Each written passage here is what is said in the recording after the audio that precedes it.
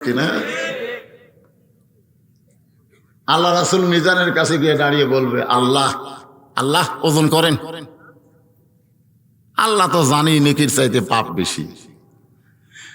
তারপরে আবার ওজন শুরু হবে, আমার ওজন করবে, আপনার ওজন করবে, সবার দেখা যাবে নেকির চাইতে পাপ বেশি। আল্লাহ কয়, হাবিব এখন কি করবেন? নেকির চাইতে পাপ বেশি হয়ে গেল। রাসূল বলবে, আপনি ইবাদতের নেকির ওজন করেছেন, কিন্তু মহব্বত, যেই মহব্বতে ফেরেশতারা লেখেও নি, আপনার কাছেও যায়নি। আমি মদিনা শুয়ে থেকে জেলে পাচ্ছি, তার কি উপায়? এই যে আমরা নবীর প্রতি দরুদ শরীফ পড়তেছি, এই দরুদের মহব্বত গুলো নেকির পাল্লায় তুলে দেওয়া হবে, সঙ্গে সঙ্গে নেকির পাল্লার ওজন বেশি হবে। তাই নবীর প্রতি দরুদ পড়তে জবান বন্ধ রাখবেন না, জবান খুলে সকলে বলতে হবে সাল্লাল্লাহু আলাইহি ওয়াসাল্লাম। নতুন চয়লা জামি মসজিদের উন্নয়ন কল্পে বিরাট ইসলামী জলসায় আজকের সম্মানিত সভাপতি আরহাজ হাফেজ মোহাম্মদ লুৎফর রহমান, সম্মানিত সভাপতিকে অন্তরের অন্তঃস্থল থেকে আমি শুভেচ্ছা জ্ঞাপন করছি। আজকের এই মাহফিলের সম্মানিত অতিথিবৃন্দ, সুধীজন, সম্মানিত ওলামায়ে কেরাম। কি হয়েছে বাজান? আধা ঘন্টা কি হলো? কেরে বাড়াই একবার সেট করে বসতো। হ্যাঁ, ওটা বসা করিস না বাজান। সম্মানিত ওলামায়ে কেরাম, মাগরিবের নামাজের পর থেকে এতক্ষণ পর্যন্ত কোরআন হাদিসের আলোকে অত্যন্ত গুরুত্বপূর্ণ আলোচনা করে আপনাদেরকে শোনালেন। এই মঞ্চে যে সমস্ত আলেম ওলামা বসে আছেন, আপনাদের মাঝে মাঝে চুপ করে যারা বসে আছেন, অনেক আলেম ওলামা চুপ করে বসে আছে। আমি চেয়ারে বসে আছি আর আপনারা মাটিতে বসে আছেন, মনে করতেছেন যে হুজুরের দাম বেশি, তা কিন্তু না। আমি এর আগেও আপনাদের শোনাইছি, ওই মুদির দোকানে গিয়ে দেখবেন পাথর সাজায় রাখছে, নিচে হলো 1 কেজি, উপরে 500 গ্রাম, তার উপর 200 গ্রাম, তার উপর 100 গ্রাম, তার উপর 50 গ্রাম, তার উপর 20। উঁচার থাকলে দাম বেশি হয় না, নিচের হলো কেজি, উপরে হলো 20। যে সমস্ত আলেম ওলামা এই খেলের মধ্যে বসে আছেন, আমি আমার অন্তরের অন্তঃস্থল থেকে আপনাদের সবাইকে শুভেচ্ছা জ্ঞাপন করছি। সম্মানিত আল্লাহর বান্দারা, যে হারে আলেম ওলামা মারা যাচ্ছিল, মনেই হচ্ছিল না যে আমি আর কোনোদিন আপনাকে এই চওড়া আসতে পারবো, এই নতুন চয়লা জামে মসজিদে আসতে পারবো, আমার মনে হচ্ছিল না। কারণ আমি আপাতত পুলিশ ধরার ভয় করি না, আমি আজরাইল ধরার চিন্তা করি। যেরকম কি ধরা? কারণ যে কোনো সময় আমাকে আজরাইল ধরবে। পুলিশ এদিক দিয়ে আসলে এদিক দিয়ে পলে দেওয়া যায়, কিন্তু আজরাইল আসলে আর পলানোর কোনো উপায় নাই। তো এখন পর্যন্ত আজরাইল ধরেনি, যার কারণে আপনাদের মাঝে আল্লাহ আমাকে উপস্থিত করেছেন। আমি আমার অন্তরের অন্তঃস্থল থেকে আপনাদের সবাইকে শুভেচ্ছা জ্ঞাপন করছি। সম্মানিত মা বোনেরা, পর্দার অন্তরালে অত্যন্ত মা বোন আইছে, কারণ আমার ওয়াজের মধ্যে মা বোনদের কিছু ওয়াজ থাকি, যেরকম ঠিক কিনা। অনেক বক্তা দেখবেন 1.5 ঘন্টা 2 ঘন্টা ওয়াজ করা যায়, মা বোনের কোনো গল্পই নাই।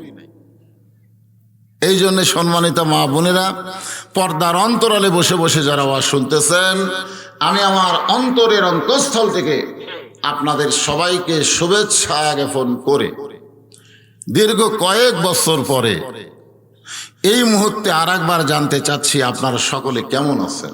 আলহামদুলিল্লাহ। আপনি কেমন আছেন? জি জি, এই যে আমার ভাই বলছে, হুজুর আপনি কেমন আছেন? আমাকে একজন জিজ্ঞাসা করলো, হুজুর আপনি কেমন আছেন? আলহামদুলিল্লাহ। আমি তাকে জিজ্ঞাসা করলাম, ভাই আপনার খবর কি? নাউজুবিল্লাহ। আমি কইলাম নাউজুবিল্লাহ কেন? বলে, হুজুর আমি মুয়াজ্জিন। আজান হচ্ছে, আকামত হচ্ছে, কিন্তু ইমাম নাই। আমি বললাম ইমাম নাই কেন? বলে ইমামকে পুলিশ খুঁজতেছে। ইমাম যে কোন জায়গার লুকে আছে, আমরা আজান দিই কিন্তু ইমাম পাচ্ছি না। তা আমি কইলাম ইমামকে পুলিশ খোঁজে কেন? ইমামের অপরাধ কি? ইমাম কি খুব খারাপ মানুষ নাকি? মুয়াজ্জিন আমাকে বলতে যে হুজুর মুখ সামাল করে কথা বলবেন। আমাকে 7 পাড়ার মধ্যে ইমামের চাইতে ভালো কোনো মানুষ নাই। আমি বললাম সেই ভালো মানুষকে পুলিশ খোঁজে কেন? ইমামের দোষ কি? মুয়াজ্জিন বলতেছে এখন আমি পারবো না, কয়েকদিন পরে বলবো। কয়েকদিন পরে আমাকে মোবাইল করে বলতেছে হুজুর ইমামের মারাত্মক দোষ। আমি বললাম সে মারাত্মক দোষ কি? বলে দোষটা হলো ইমাম বিশ্বাস করে মসজিদ আল্লাহর ঘর, শুধু নয় গোটা বাংলাদেশও আল্লাহর। আপনারা বলেন তো ইমামের বিশ্বাস কি ভুল? ইমাম বিশ্বাস করে শুধু মসজিদ আল্লাহর ঘর না, গোটা বাংলাদেশ আল্লাহর। শুধু মসজিদ ভালো করলে হবে না, গোটা বাংলাদেশও ভালো করা লাগবে। এই জন্য বাংলাদেশ ভালো করতে গেলে মানুষের তৈরি আইন দিয়ে বাংলাদেশ ভালো হবে না, আল্লাহর কোরআনের আইন চালু করতে হবে। ইমাম গোপনে গোপনে কোরআনের দল করে, এই খবর কে যেন থানা দিছে, তখন থেকে এই পুলিশ ইমামকে খুঁজতেছে। এখন বলেন বক্তা কেমন আছে?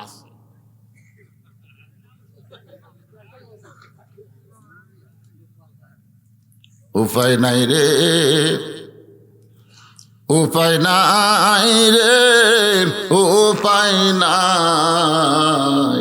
সবাই বলেন উপায় নাই রে, উপায় নাই রে, উপায় নাই। আলহামদুলিল্লাহ বলা ছাড়া উপায় নাই। 2টা বাচ্চা, একটা 8.5 বছর, একটা হলো 7 বছর। মা 2 জনের হাতে 2টা পাথর তুলে দিয়ে বলতেছে ইহুদির ইসরায়েল, ইসরায়েলের ইহুদিরা বাইতুল মুকাদ্দাস দখল করতে আসতেছে, তোরা 2 ভাই যা ওদেরকে পাথর মার, যা পাথর মার। তখন 2 ভাই মায়ের কথা মতো পাথর মারবার গেছে, ওদের হাতে আছে গুলি আর এরা মারতেছে পাথর। 2 ভাই আল্লাহু আকবার কয় পাথর মারছে, পাথর তো লাগেই নেই, কিন্তু ওরা করছে গুলি। গুলিতে এক ভাই মারা গেছে, আর এক ভাইয়ের একটা হাত দেহ থেকে খসে গেছে। মায়ের কাছে যখন 2 সন্তানকে আনা হলো, আপনারা দেখছেন ইউটিউবে, মা বলতেছে আলহামদুলিল্লাহ, আলহামদুলিল্লাহ, আলহামদুলিল্লাহ। সাংবাদিক প্রশ্ন করতেছে যে আপনার ছেলে দুনিয়া থেকে বিদায় নিল, আপনি ইন্না লিল্লাহ না বলে আলহামদুলিল্লাহ বলতেছেন কেন? মা মুসকে মুসকে হাসে আর বলে একজন জান্নাতে গেছে আর একজন জান্নাতের দরজা পা দিছে। কারণ আল্লাহ কোরআনে বলেছেন ওয়ালা তাকুলু লিমান ইউকতালু ফি সাবিলিল্লাহি আমওয়াতুন বাল আহইয়াউ ওয়ালাকিন লা তাশউরুন। আমি একজন মুমিনা নারী, আমার আল্লাহ বলতেছে আল্লাহ রাস্তায় যারা জীবন দিবে তাদেরকে তোমরা মৃত্যু বলো না, বরং তারা চিরজীবন লাভ করেছে। আমার এক সন্তান মরে নয়, আল্লাহর কোরআন অনুযায়ী জান্নাতে চলে গেছে। জোরে কেন সুবহানাল্লাহ। আর একজন জান্নাতের দরজা পা দিছে। ভাইজান যে অবস্থায় থাকে না কেন, আল্লাহ শুকরিয়া আদায় করা ছাড়া আমাদের কোনো উপায় নাই। বিশেষ করে এই মুহূর্তে আমরা আল্লাহর শুকরিয়া বেশি বেশি করব যে আল্লাহ তাআলা আরামের বাড়ি, আরামের ঘুমকে বাদ দিয়ে যতক্ষণ আলোচনা হবে এই জান্নাতের বাগান, বেহেশতের টুকরার ভিতরে শারীরিক সুস্থতা নিয়ে আমাদেরকে কবুল করেছেন। জবান খুলে সবাই বলি রব্বানা লাকাল হামদ, রব্বানা লাকাল হামদ হামদান কাসীরান হামদান কাসীরান তাইয়িবান তাইয়িবান মুবারাকান ফিহি। আমরা প্রশংসা কার করলাম? খুশি না বেজার? আলহামদুলিল্লাহ। আসুন আর ভূমিকা লম্বা না করে আলোচনা। আমি যে আলোচনাটা শুরু করব, এ আলোচনা এখনকার আলোচনা নয়। একজন আমার কানে কানে বলছে হুজুর হয়তো সিভিল পোশাকে ডিবি পুলিশ ঘুরতে পারে, মানে আমাকে এই কথা বলে বুঝাচ্ছে যে বেকা তেড়ে হুজুর ওয়াজ যেন না করে। শোনেন, কথাটা হলো আমার ওয়াজ আমি করব না। আজ থেকে 1400 বছর আগে, কত বছর? 1400 বছর আগে যিনি ওয়াজ করবেন সেই বক্তার নাম হলো হযরত উমর। আপনারা বলেন তো ভাই, এটা বোঝ রশিদ না, উমর ফারুক কেমন বক্তা? ভালো বাবা। ভালো বলতে কেউ যদি জবান বন্ধ রাখেন তার বিপদ আছে। খালি ভালো না, খুব ভালো। যে উমর সম্পর্কে আল্লাহ রাসূল বলেছেন, আমার পরে কেউ যদি নবী হতো, লাউ কানা উমর, আমার পরে কেউ যদি নবী হতো আল্লাহ উমরকে নবী বানায় দিত। কিন্তু আল্লাহ কোরআনে বলেছেন, মা কানা মুহাম্মাদুন আবা আহাদিম মির রিজালিকুম ওয়ালাকির রাসূলুল্লাহি ওয়া খাতামান নাবিয়্যিন। এরা কার কথা? আর নবী কইছে যদি হতো, তাহলে আল্লাহর কথার সাথে নবীর কথার মিল নাই। জি, কিন্তু যদি হতো, এই যদি হতো কথাটা আল্লাহর এতই ভালো লাগছে, আল্লাহ হাসরের ময়দানে হযরত উমরকে নবীর কথার দাম রাখতে গিয়া নবীদের কাতারে দাঁড় করাইয়া দিবে। কারণ আমার নবীর কথা আল্লাহর কাছে দাম আছে না নাই? আছে। তো হযরত উমর নবীদের কাতারে দাঁড়াবে। হাসরের ময়দানে নবীদের 11টা কাতার হবে। 11টা, জোরে বলেন কয়টা? 11। 3 নম্বর কাতারের প্রথম নবী থাকবে দাউদ আলাইহিস সালাম। 3 নম্বর কাতারে যে নবী প্রথম থাকবে তার নাম কি? দাউদ আলাইহিস দাউদ আলাইহিস সালাম। 2 নম্বরে হযরত উমর থাকবে, 3 নম্বরে সুলাইমান। আল্লাহর যত নবী আছে, ওয়াজটা আপনারা শুনছেন, খেয়াল করবেন, যত নবী আছে সমস্ত নবীরা হলো বুদ্ধিমান, আর চালাক নবী হলো মাত্র 2 জন। চালাক নবী কয়টা? 2 জন। আপনাদের মনে আছে? একটা নবী হলো মুসা আর একটা হলো সুলাইমান। আমি আজ আপনাদের বলেছি, অনেকের মনে নাই, বহু পুরাতন অস্ত। বুদ্ধিমানের ব্যাখ্যা হলো আল্লাহ যা বলছে তাই মানছে। বুদ্ধিমান নবীর ব্যাখ্যা কি? আল্লাহ যা বলছে তাই মানছে। আর চালাক নবীর ব্যাখ্যা হলো আল্লাহ যা কইছে মানছে ঠিকই, তবে মানার আগে প্রশ্ন করছে, মানে লাভ কি, না মানলে ক্ষতি কি। মানে যদি কোনো লাভই না থাকে তো খামাখা। যার দৃষ্টান্ত ইমাম গাজ্জালি তাবলিগে দিনের মধ্যে বলেছেন যে আদম আলাইহিস সালামকে আল্লাহ যখন বললেন ওই গাছের কাছে যাইও না, আদম নবী বললেন যাবো না। ওই কথাটাই যদি আল্লাহ মুসা নবীকে বলতো, মুসা ওই গাছের কাছে যাইও না, মুসা নবী বলতো আল্লাহ যার কাছে যাওয়াই চলবে না তাক তুমি জান্নাতে রাখো না। যে গাছের কাছে যাওয়া যাবে না সেই গাছ খামাখা ভালো থাকা তুই লাভ কি? খুবই চালাক 1 নম্বর। নাম কি?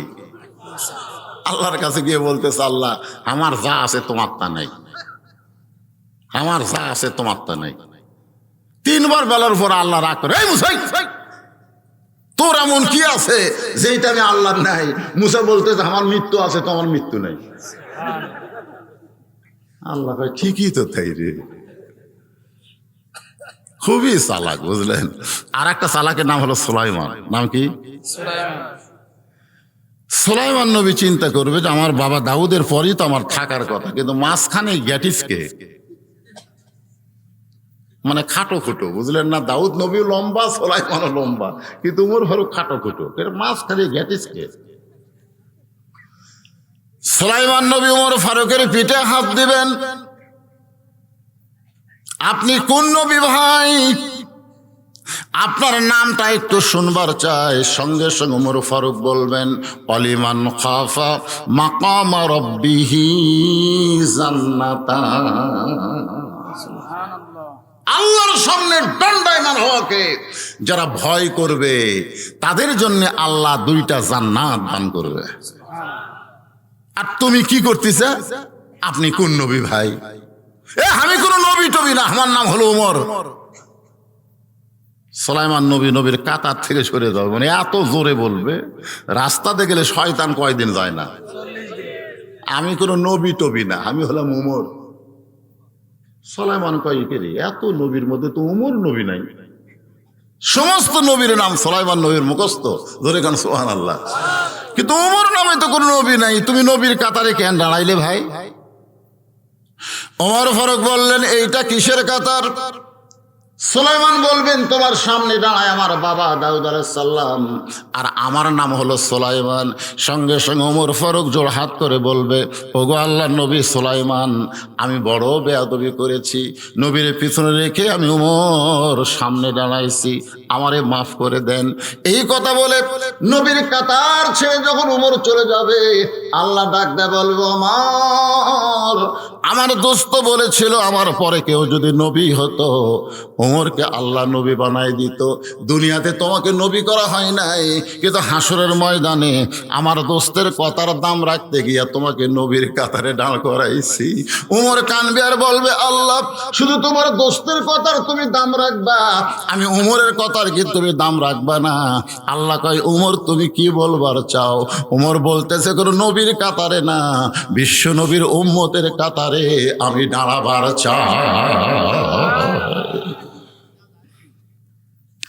নবীর কাতারে না, বিশ্ব নবীর উম্মতের কাতারে আমার জায়গা হলেই যথেষ্ট। সুবহানাল্লাহ কর না কেন? সেই উমর হচ্ছেন বক্তা। সেই উমর কি? সেই উমর হচ্ছেন বক্তা। আর যে জায়গায় বসে ওয়াজ করতেছেন সেই জায়গাটার নাম হলো মসজিদে নববী। আপনার বলেন তো মসজিদে নববী কেমন জায়গা? উত্তম জায়গা। খালি ভালো গেলে হবে। আব্দুল আলিম যখন একটা গান গাইছিল না, এটা প্রথম ধরা খাসে 61 সালে, তখন অনেকের জন্মই হয়নি, আমারও হয়নি। আমি আব্দুল আলিমের জীবনের মধ্যে পড়ছি, মনে বড় আশা ছিল যাব মদিনায়। দিনাজপুরের সমস্ত আলেম একজোট হয়ে বলে, আব্দুল আলিম, তুমি মূর্খ মানুষ, তুমি গান ভুল কইতেছ, বরং গানটা বলতে হবে, মনে বড় আশা ছিল যাব মক্কা মদিনায়। তুমি মক্কারে বাদ দিয়ে খালি মদিনার কথা কও। আব্দুল আলিম বললেন, রে দুনিয়ার আলেমেরা শোনো, মক্কারে বাদ দিয়ে মদিনার কথা বলার কারণ হলো, কেউ যদি মদিনার মানুষটাকে হাত করবার পারে তাহলে শুধু মক্কা নয়, মক্কার মালিক পর্যন্ত তার হয়ে যাবে। সোয়াবের দিক দিয়ে হয়তো মক্কাতে 1 লাখ, মদিনাত 50, কিন্তু দামের দিক দিয়ে মক্কার চাইতে মদিনা কোটি কোটি গুণ দামি। জোরে কোন সুবহানাল্লাহ। দামের দিক দিয়ে সোয়াব আর দাম দুইটা কি এক? জোরে কোন দুইটা কি এক? সোনার দাম বেশি, কিন্তু ক্ষুধা লাগলে কোনটা খায় মানুষ? আমরা বড় উম্মতের পাগল, নবীর পাগল, ঠিক কিনা বলেন? আমাদের কাছে ওই মক্কার গজল ভালো লাগে না, মদিনার গান ভালো লাগে। সুবহানাল্লাহ কর না কেন? আরব সাগর পাড়ি দিব নাই কই আমার তরি, আমি পাখি নই যে উড়ে যাব ডানাতে ভর করি, আমার স্বাদ আছে সম্বল নাই, স্বাদ আছে সম্বল নাই, করি কি উপায়, মনে বড় আশা ছিল যাব মদিনায়। পৃথিবীর সবচাইতে দামি জায়গা মসজিদে নববী। আর ওমর ফারুকের যারা ওয়াজ শুনবেন তারা সকলেই হলেন আল্লাহর নবীর সাহাবী। এখন বলেন শ্রোতা হিসাবে সাহাবীরা কেমন শ্রোতা? 1 নম্বর শ্রোতা। আল্লাহ কোরআনে বলেছেন, রাদিয়াল্লাহু আনহুম ওয়া রাদু আন যালিকা লিমান খাশিয়া রাব্বাহ। আমার নবীর সাহাবী যারা বিনা হিসাবে জান্নাতি তারা। সোনাল আসতে কোন খান, যারা নবীর সাহাবী আল্লাহ তাদের কোনো হিসাব দিবে না। সমস্ত সাহাবীকে এই আয়াতের কারণে বিনা হিসাবে জান্নাত দিয়ে দিবে। এখন আমি 3টা জিনিস আপনাদের সামনে বললাম। 1 নম্বর হলো বক্তা, 2 নম্বর হলো জায়গা, 3 নম্বর হলো শ্রোতা। এই 3টাই কি? উত্তম। 1 নম্বর। কথা কয় না। এই যুবকেরা, ওমর ভালো না মেসি ভালো? মেসি। বেশি ভালো। আমাকে যুবকেরা মেসি আর নেইমার, মেসি আর নেইমার। আয় হায়। অথচ আল্লাহ হাসরের ময়দানে মেসি নেইমারকে একদিকে খাড়া করে তুবে, আর একদিকে হাসান হোসেনকে খাড়া করে তুবে। সাইদুল শাবাবে আহলিল জান্নাহ হাসান হোসেন রাদিয়াল্লাহু তাআলা আনহুমা, যেরকম সুবহানাল্লাহ। হাসান হোসেন, তোমরা দুইজন জান্নাতি যুবকদের সর্দার, বাংলাদেশের যুবকগুলোকে নিয়ে তোমরা জান্নাতে যাও। হাসান হোসেন যখন জান্নাতে নিয়ে দেওয়ার যাবে, মেসি নেইমার খাড়া হয়ে কবে, আল্লাহ, এরা হচ্ছে আমাদের পাগল। রাত 3টা পর্যন্ত আর্জেন্টিনার খেলা দেখছে, আর সালাতো খায়রুন নাম শোনার সাথে সাথে এরা ঘুমায় গেছে। এরা আর্জেন্টিনার পতাকা টাঙ্গাছে, ব্রাজিলের জার্সি গাও দিছে। মান তাশাব্বা বিকওমিন ফাহুয়া মিনহুম, তোমার নবী বলছে যে যাকে মহব্বত করবে তার সাথে হাসর হবে। আমরা ইহুদি খ্রিস্টান জাহান্নামে যাব, আর আমাদেরকে যারা ভালোবাসছে এরা জান্নাতে যাবে, এটা আমরা মানি না।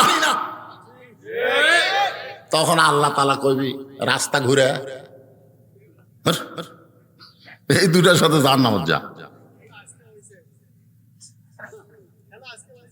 আজকে হচ্ছে, আজও হবে। বাংলাদেশের সবাই খেলা হবে, মাজাত বল নাই, দুইজন তুলে পেঁদো দুটা ডাকে, খেলা হবে। খেলা তো হবেই রে পাগলা, আজও খেলা হলো। আল্লাহর কোরআনের খেলা, ধরে কেন সুবহানাল্লাহ। এখন চিন্তা করেন, বক্তা ভালো, জায়গা ভালো, শ্রোতা ভালো, তাহলে ওয়াজ কেমন হবে? হযরত ওমর আল্লাহর প্রশংসা, নবীর প্রতি দরুদ শরীফ পড়ে ওয়াজ শুরু করবেন। এমন সময় পিছন দিকে এক সাহাবী দাঁড়িয়ে আছে, বেদুইন সাহাবী, পিছন দিকে। আসসালামু আলাইকুম ইয়া আমিরাল মুমিনিন। ওমর ফারুক যখন ওয়াজ শুরু করবেন, তখন সালাম দিয়ে বলতেছে, আসসালামু আলাইকুম ইয়া আমিরাল মুমিনিন। আপনি ওয়াজ বন্ধ করেন। সমস্ত সাহাবীর ওর দিকে তাকাছে, কে রে? দেখে ওর বসারই জায়গা হয়নি, কেউ তেমন চিনেও না। উনি বলতেছে, আমিরাল মুমিনিন, আপনি ওয়াজ বন্ধ করেন, আমি আপনার ওয়াজ শুনবো না, আমি আপনাদেরকে ওয়াজ শোনাবার চাই। আমি শোনার জন্য আসিনি, শোনানোর জন্য আসি। সমস্ত সাহাবীরা আগে যখন গদগদ করতেছে, ওমর ফারুক একজন নেতা, সুবহানাল্লাহ কর না কেন? একজন কি? একজন নেতা কর্মীদেরকে কেমন ভাবে সাইজ করা লাগে সেটা কিন্তু নেতার জানা দরকার। নেতারাই যদি বলে যার যা আছে তাই নিয়ে আসো, তাহলে গন্ডগোল হবে। এই বাংলাদেশে কোনোদিন শান্তি হবে না যতক্ষণ নেতারা ধৈর্যশীল না হবে। জোরে কথা ঠিক না? সমস্ত সাহাবীরা গদগদ করতে সব ধরবি, আরে কার ওয়াজ বন্ধ করে কে ওয়াজ করবি রে? বাংলাদেশের লোক সম্মান করুক বা না করুক, কিন্তু সবাই মানে। গোটা বাংলাদেশের মধ্যে কিয়ামত পর্যন্ত আল্লামা সাইদি হুজুরের মতো বক্তা আর হবে না। জোরে কোন কথা ঠিক কিনা? মানেন বা না মানেন সেটা পরের কথা, কিন্তু ওনার মতন বক্তার কোনোদিন কেউ হবে না। একটা গুনতে গুনতে মানুষ কিন্তু 1 থেকে 100 যায়। আমি খুব বেশি গেলে 10 পর্যন্ত গেছি, এখনো 90 বাকি আছে। আর সাইদি হুজুর 100 পর্যন্ত ঠেকেছে। তাহলে আমাকে খাওয়া আসা 10 পর্যন্ত জাতি বুড়ে, তাহলে 100 যাবেন কখন? আপনি মানেন বা না মানেন, তারপরেও তিনি যে শ্রেষ্ঠ বক্তা, উনি যদি টেজে ওয়াজ করে আর আমার মতন বক্তা যদি কয় হুজুর ওয়াজ বন্ধ করেন, আমি ওয়াজ করবো, জনগণ ওয়াজ শুনবি। সমস্ত জনগণ যখন রেগে যায়, সঙ্গে সঙ্গে হযরত ওমর ফারুক বললেন, রে সাহাবী, তুমি ওয়াজ করে আমাদেরকে শোনাবে, আমি ওমরের কোনো আপত্তি না। সব সাহাবী তখন কোরআনের আয়াতের দিকে তাকালো। কার দিকে? উমরের দিকে না তাকায়া আল্লাহর আইনের দিকে তাকাইছে। আতিউল্লাহ ওয়া আতিউর রাসূল ওয়া উলিল আমরি মিনকুম, আল্লাহর আনুগত্য করো, নবীর অনুসরণ করো, তোমাদের আমিরকে তোমরা মানো। আমাদের আমির হযরত ওমর যদি ওয়াজ শুনবার চায় তাহলে আমাকে আপত্তি করে কোনো লাভ আছে? ওমর ফারুক বললেন, মাঝখানে রাস্তা করে দাও। সমস্ত সাহাবী নড়ে সরে রাস্তা করে দিছে। বেদুইন সাহাবী এখানে আইছে, ওমর ফারুক এরকম সিয়ারত থেকে যায় নিচত বসিছে। বক্তা সিয়ারত বসবে, শ্রোতারা মাটিত বসবে, এই নিয়তে হযরত ওমর সিয়ার ছেড়ে নিচে যেই বসেছে, বেদুইন সাহাবী এসে সিয়ারে তিনটা চুমু দিয়ে বলতেছে, আমিরুল মুমিনিন, আমি এত বড় বেয়াদব না, আপনার জায়গায় আপনিই থাকেন। আমি দাঁড়িয়ে তিনটা ওয়াজ করতে চাই। আমার 1 নম্বর ওয়াজ হলো ইন্নী উহিব্বুল ফিতনা, আমি ফিতনাকে মহব্বত করি। আমার 2 নম্বর ওয়াজ হলো ইকরাহুল হক, আমি হককে পছন্দ করি না। আমার 3 নম্বর ওয়াজ হলো আশহাদু মা লাম আরা, আমি না দেখা জিনিসের সাক্ষী মারি। যেই মাত্র কয়েছে সমস্ত সাহাবীরা চিল্লায় বলতেছে, আমিরুল মুমিনিন, ওয়াজের নামে এইটা কি শুরু করলো? কারণ আল্লাহ রাসূল বলেছেন, আল ফিতনাতু আশাদ্দু মিনাল কতল, ফিতনা হলো কতলের চাইতেও মারাত্মক গুনাহ। আল ফিতনাতু আশাদ্দু মিনাল জিনা, ফিতনা হলো জিনার চাইতেও খারাপ। জোরে কোন ঠিক কিনা? একদল কয় নূরের তৈরি, আর একদল কয় নবী মাটির তৈরি, একদল কয় নবী মরে গেছে, আর একদল কয় নবী হায়াতুন নবী। এরকম ফিতনা আমাদের বাংলাদেশে আছে না নাই? জোরে কোন আছে না নাই? আজকে আওয়ামী লীগ সরকার গঠন করতে চায়, আর বিএনপি বলতেছে তত্ত্বাবধায়ক না দিলে আমরা যাব না। তো বলেন তো, ফিতনা বাড়তিছে না কমতিছে? ওমর ফারুক 3টা ওয়াজ শুনেছে। প্রথম ওয়াজ হলো, আমি ফিতনাকে মহব্বত করি, ইন্নী উহিব্বুল ফিতনা, আমি ফিতনাকে মহব্বত করি। 2 নম্বর ওয়াজ হলো ইকরাহুল হক, আমি হককে পছন্দ করি না। অথচ আল্লাহ কোরআনে বলেছেন, ওয়াতাওয়াসাউ বিল হক, হকের কথা বলা লাগবে।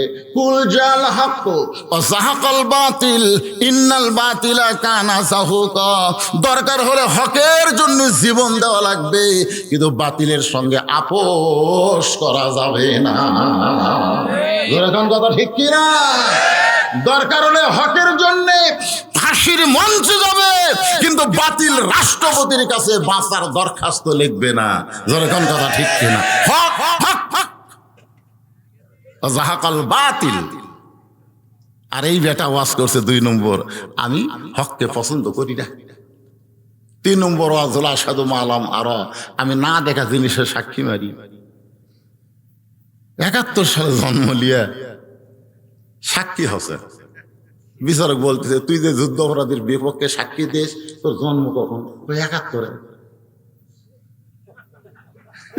দেখলি কিভাবে? কয় মায়ের কাছে শুনেছি।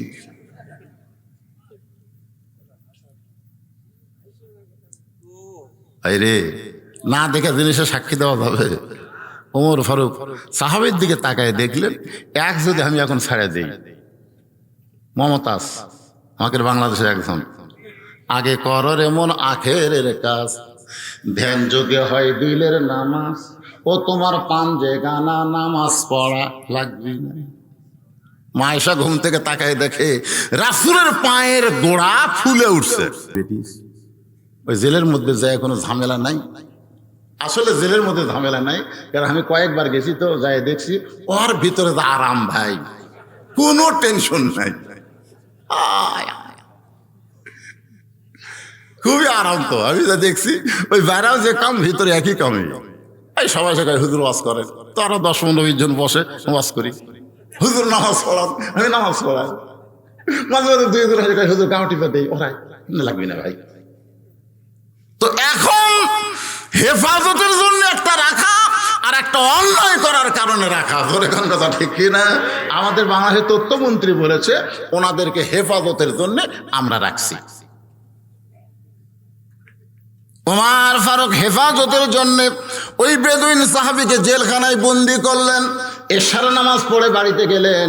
বাড়িতে যাওয়ার পরে তাকায় দেখে ওমর ফারুকের বিবি দস্তরখানার উপরে খাবার রাখছে। ওমর ফারুকের বিবি দস্তরখানার উপরে খাবার রাইকা একটু দূরে দাঁড়িয়ে স্বামীর খাওয়া দেখে। কারণ ওমর ফারুক এমন একটা স্বামী, খালি অর্ধ পৃথিবীর খলিফা না, তিনি কিন্তু একজন স্বামী। ধরে কারণ সুবহানাল্লাহ। আমি যত বড় বক্তা হই না কেন, আমি কিন্তু একজন স্বামী, ঠিক কিনা বলেন? আমি স্বামী হিসাবে ভালো না, কিন্তু বক্তা হিসাবে ভালো। আল্লাহ কয় তুই জান্নাত পাবি না, কারণ দুনিয়ার সমস্ত মানুষ যদি বলে বজরুল রশিদ ভালো, আর বউটা যদি কয় আমার স্বামী খারাপ, ওই বইয়ের সার্টিফিকেটে স্বামীকে জাহান্নামে যাওয়া লাগবে। কথা কয় না? আপনাকে বইয়ের কাজ শুনবেন তো, কে গো আমি কেমন গো, একবার করবেন পছন্দ কোনোদিন? একজন প্রেমিককে ভালো কয়, কিন্তু একজন বউ স্বামী খুব একটা ভালো খবর চায় না। ধরে কথা কন না কেন ভাই?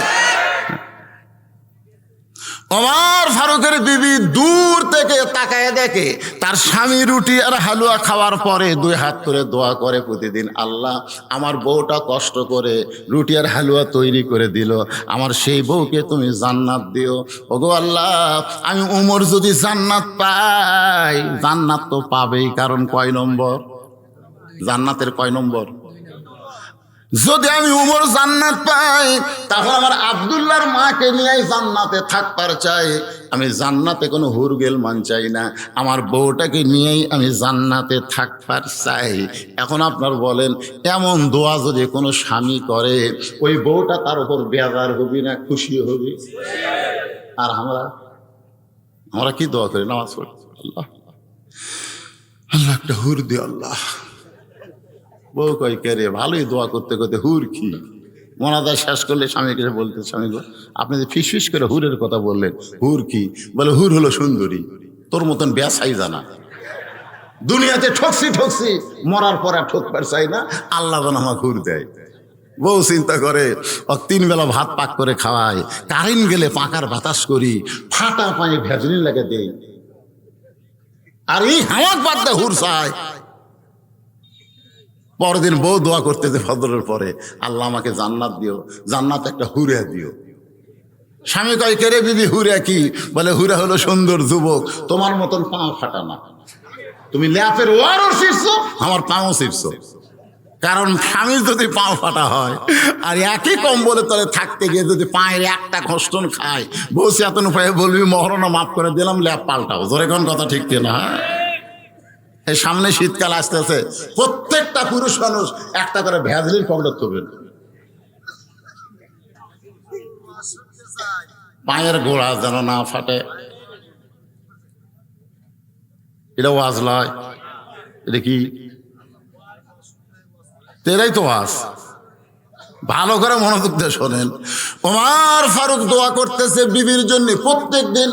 আজকেও বউটা চিন্তা করতেছে স্বামী খাবে, আর আমি দূরে দাঁড়িয়ে দাঁড়িয়ে দেখব হযরত ওমর এসে যখন রুটি আর হালুয়া নিয়ে দোয়া পড়তেছে, আল্লাহুম্মা বারিক লানা, পড়েন আল্লাহুম্মা বারিক লানা ফিমা রাযাকতানা ওয়া কিনা আযাবান নার। বিসমিল্লাহ বারাকাতিল্লাহ বলে রুটি ছেড়ে হালুয়া যখন মুখে দেবার চায়, এমন সময় ইন্নাল্লাহা ইয়ামুরুকুম আন তুআদ্দুল আমানাতি ইলা আহলিহা ওয়া ইযা হাকামতুম বাইনান নাস আন তাহকুমু বিল আদল। উমর ফারুকের বিবেক বলতেছে, ওমর তোমার ক্ষুধা লাগতেছে, তুমি রুটি হালুয়া খাইতেছো, কিন্তু যাকে জেলখানায় বন্দি করেছো সে কয়েদি খাইছে কিনা একটা বার কি তুমি তার খবর নিছো? যাকে তুমি জেলখানায় বন্দি করলে সে খাইছে কিনা একটা বার খবর নিছো? তুমি কয়েদির না খাইয়া নিজে খাও, তুমি কেমন নেতা? আখিরাতের আদালতে কিন্তু ধরা খাবে। আল্লাহ বলেছেন, ইন্নাল্লাহা ইয়ামুরুকুম আন তুআদ্দুল আমানাতি ইলা আহলিহা। ধরে কন না সুবহানাল্লাহ। সঙ্গে সঙ্গে হযরত ওমরের হাত থরথর করে কাঁপতেছে। রুটির জায়গায় রুটি, হালুয়ার জায়গায় হালুয়া, টোপলা বাঁধে ওই গভীর রাত্রে বেদুইন সাহাবের কাছে জেলখানায় দরজায় গিয়ে বলতেছে, ও বেদুইন সাহাবি ভাই, তোমার জন্য হালুয়া রুটি আনছি, তুমি খেয়ে নাও। বেদুইন সাহাবি রুটির টোপলা নিয়ে মুসকি মুসকি হাসে। ওমর ফারুক বলে, হাসো কেন? বলে, হাসার কারণ হলো আল্লাহর কোরআন দিয়ে যখন রাষ্ট্র চলবে তখন জেলখানার কয়েদি খাবার পাইলেও নেতার ভাগ্যে খাওয়া হবে না। শোনা না, কর না কেন? ওমর ফারুক বেদুইন সাহাবীকে নিজের খাবার দিয়ে বাড়িতে আসলেন। এখন বাড়িতে এসে বিছনায় ঘুমাতে যাচ্ছেন।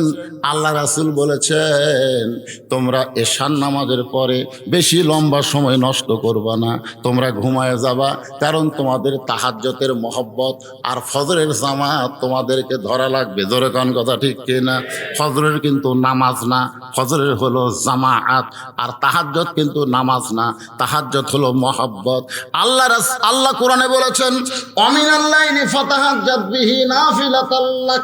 জোরে কোন সুবহানাল্লাহ। এক জগ পানির মধ্যে এক মুষ্টি চিনি দিয়ে 2টা ঘন্টন মারলে ওই পানির মধ্যে চিনি যেমন বিলীন হইয়া যায়, আল্লাহর তাহাজ্জুদে যখন কোনো বান্দা দাঁড়ায়, ওই বান্দা তখন আল্লাহর মহব্বতে নিজের অস্তিত্ব বিলীন করে দেয়। তো বউ বলতেছে, কে গো স্বামী, আপনি যে ঘুমাবার যাচ্ছেন, আপনি খাবেন না? ওমর ফারুক বলে, তুমি না আমারে খাবার দিছো। বউ বলতেছে, আমি দূরে থেকে দেখিনি, আমি দূরে থেকে দেখেছি আপনি একটাও খাননি, সব টোপলা করে কোথায় যেন দিয়ে এলেন।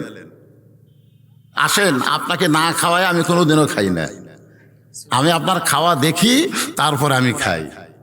সুবহানাল্লাহ না কেন? এখন আসেন, আমার যে খাবার আছে এইটা আমরা 2 জন ভাগ করে খাই। উমর ফারুক বলতেছে, আল্লাহ রাসূল বলেছেন, যদি তোমাদের ঘরে খাবার 1 জনের থাকে, তোমরা 3 জন খাইতে পারবা, কম করে খাবা আর পানি বেশি পান করবা। জোরে কোন সুবহানাল্লাহ। বাংলাদেশে দুর্ভিক্ষ হবে না রে, দুর্ভিক্ষ হবে না। আমি দেখছি যে লোকটা 2 কেজি পেঁয়াজ কিনতো, এখন কিনে হাফ কেজি। আমি বললাম, কে ভাই, পুঁতে হাটে 2 কেজি করে কিনেন, এখন হাফ কেজি? কই সমান চলে হুজুর, সমানই চলে। তার মানে দাম বেড়ে গেলে বরকত বাড়ে। জোরে কোন কথা ঠিক না? আগে 2 কেজি দাম কম, খালি সমানে মারে। 1 থালি পান্তা 5 পিস খায়, আর এখন 1 পিস খালি সামনে তুই চাটে আর পান্তা খায়। কি মনে করছেন? আগে সয়াবিন তেল যেমন কম ছিল দাম, তখন সমানে মারছে, পায়ের তিল খালি ছুরা যা তেল তাই। এখন ভোগ করছে, আদেশের সপ্তাহ চলার লাগবে, দাম বেশি। আপনি কি মনে করছেন বরকত নাই? রাসূল বলেছেন, যদি তোমাদের বাড়িতে 1 জনের খাবার থাকে আর খানেওয়ালা যদি 3 জন হও, ওই 1 জনের খাবার দিয়ে 3 জনের পেট ভরে যাবে। অল্প করে খাবে, বেশি করে পানি পান করবে। জোরে কোন সুবহানাল্লাহ।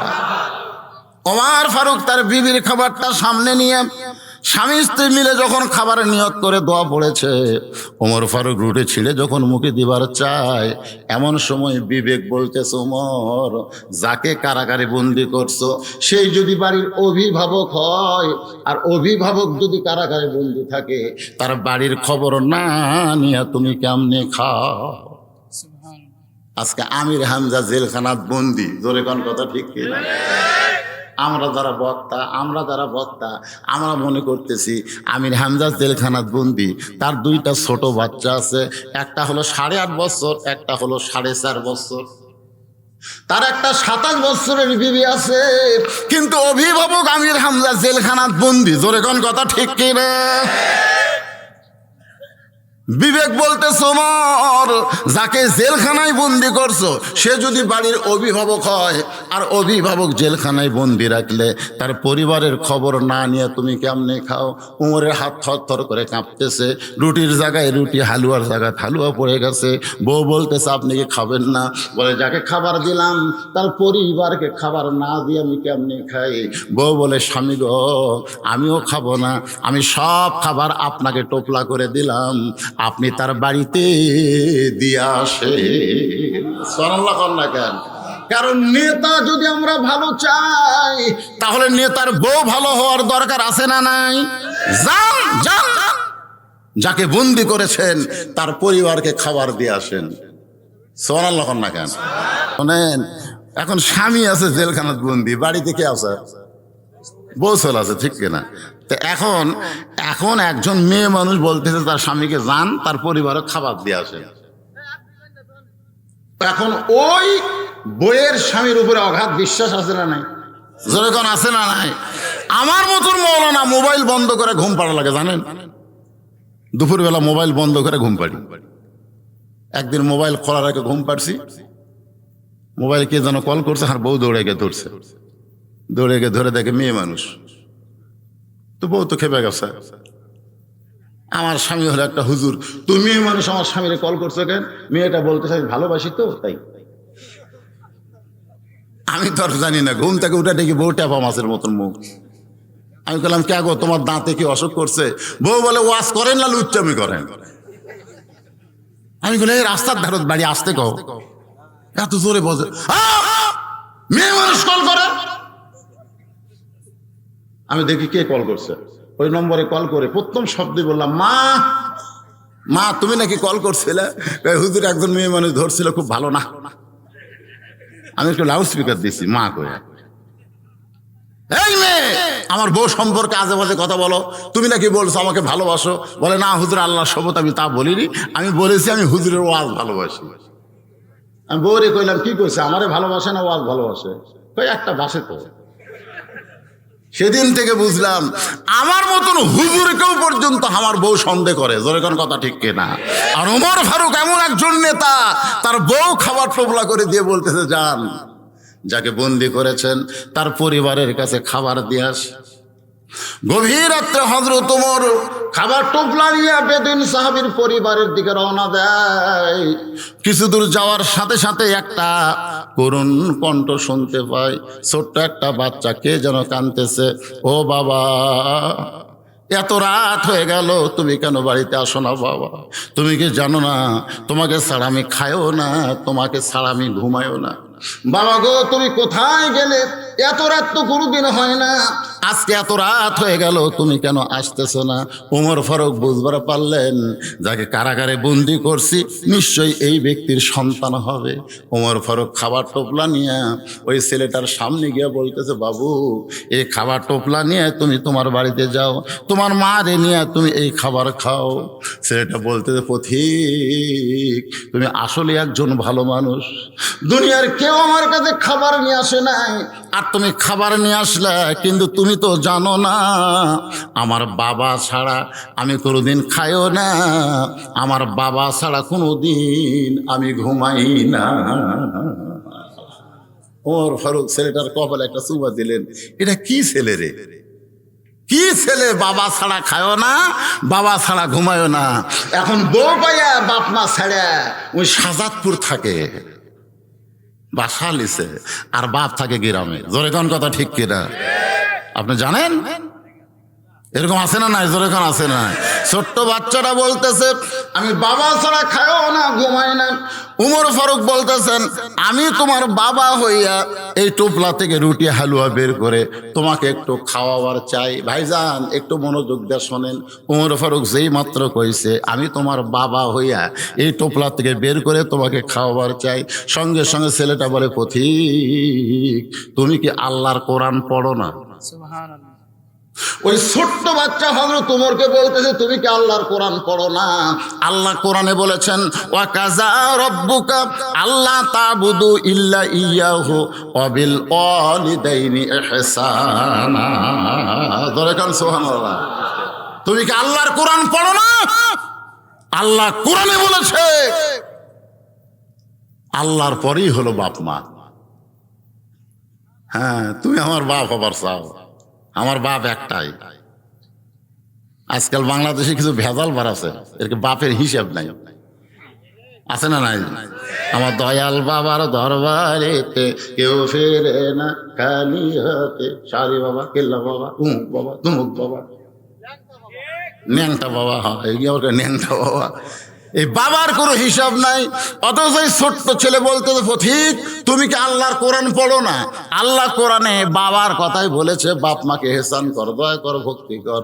সঙ্গে সঙ্গে উমর ফারুক ওই ছোট বাচ্চাকে কান্দে নিছে। সুবহানাল্লাহ।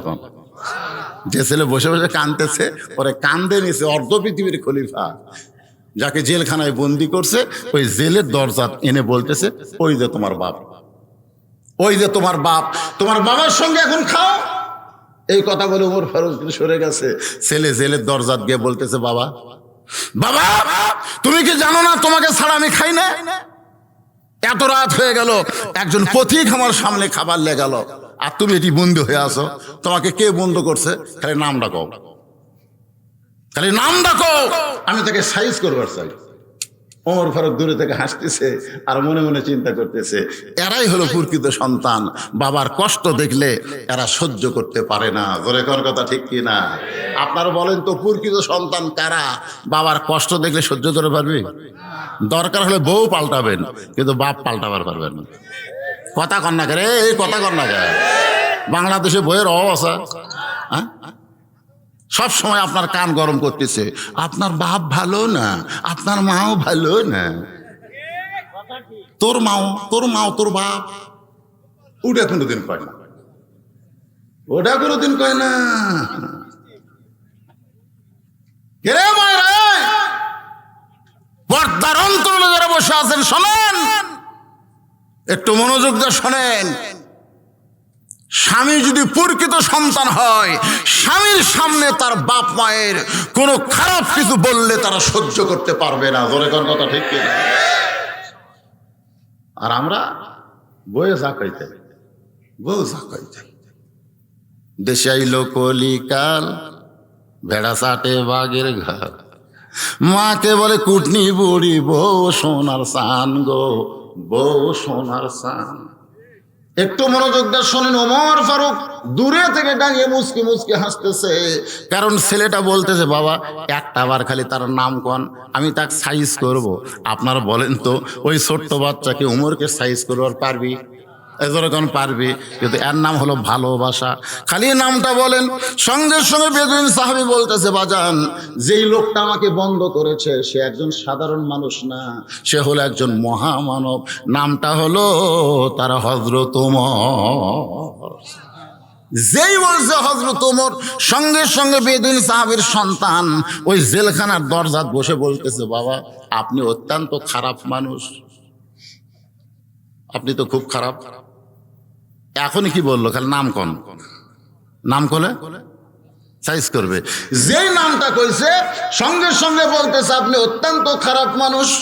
কারণ যেই মানুষটা আপনাকে বন্দি করেছে সেই মানুষ তো সাধারণ কোনো মানুষ না। যে লোকটার কান্দর চড়ে আসলো তাকে চিনি না, খালি নাম শুনে বলতেছে সেই লোকটা সাধারণ মানুষ না। আপনারা বলেন তো কারণ কি? মহব্বত না, কারণ হলো ওই বাবাই, যে বাবা জেলখানাত বন্দি আছে, ওই বাবাই ছেলের কাছে গল্প করছে, আল্লাহ আমাকে একজন প্রেসিডেন্ট দিতে রে, অর্ধ পৃথিবীর খলিফা। আমরা সবাই লাখ টাকা ঘুম পাড়ি, আর আমাকে খলিফা ঘুমায় না। ছেলে গল্প করতেছে, ঘুমিয়ে রাখে, ছেলের গল্প করার শোনার লাগে না? এখন তো মোবাইল দেখে দেখে ঘুমাই। আমাকে মা বলতেছে, হুজুর আমার এক ছেলে হচ্ছে, হুজুর এই মোবাইল ছাড়া খায়ও না, যখনই কান্দে মোবাইল চালু করতে লাগে। আমি বললাম, কে মা তুমি সত্যি করে বলো তো, এই ছেলেকে তোমার নর্মালে হসে না সিজার করা? দেখছো হুজুর সিজার করা। আমি সেই জন্যই, কারণ সিজার করার বাচ্চা 2.5 দিন পরে হবে, কিন্তু টাকা পয়সার লোভে ডাক্তার 2.5 দিন আগেই বার করছে। বার করে দেখার ঘুমই ভাঙ্গেনি, তখন পাও ধরে এরকম ঘুরাই, যেই ঘুরাই ই করে একটা ঝাঁকি মাথাত লাগে, ওই ঝাঁকি খাইয়া ওই মোবাইল ছাড়া কিছুই বলতে না।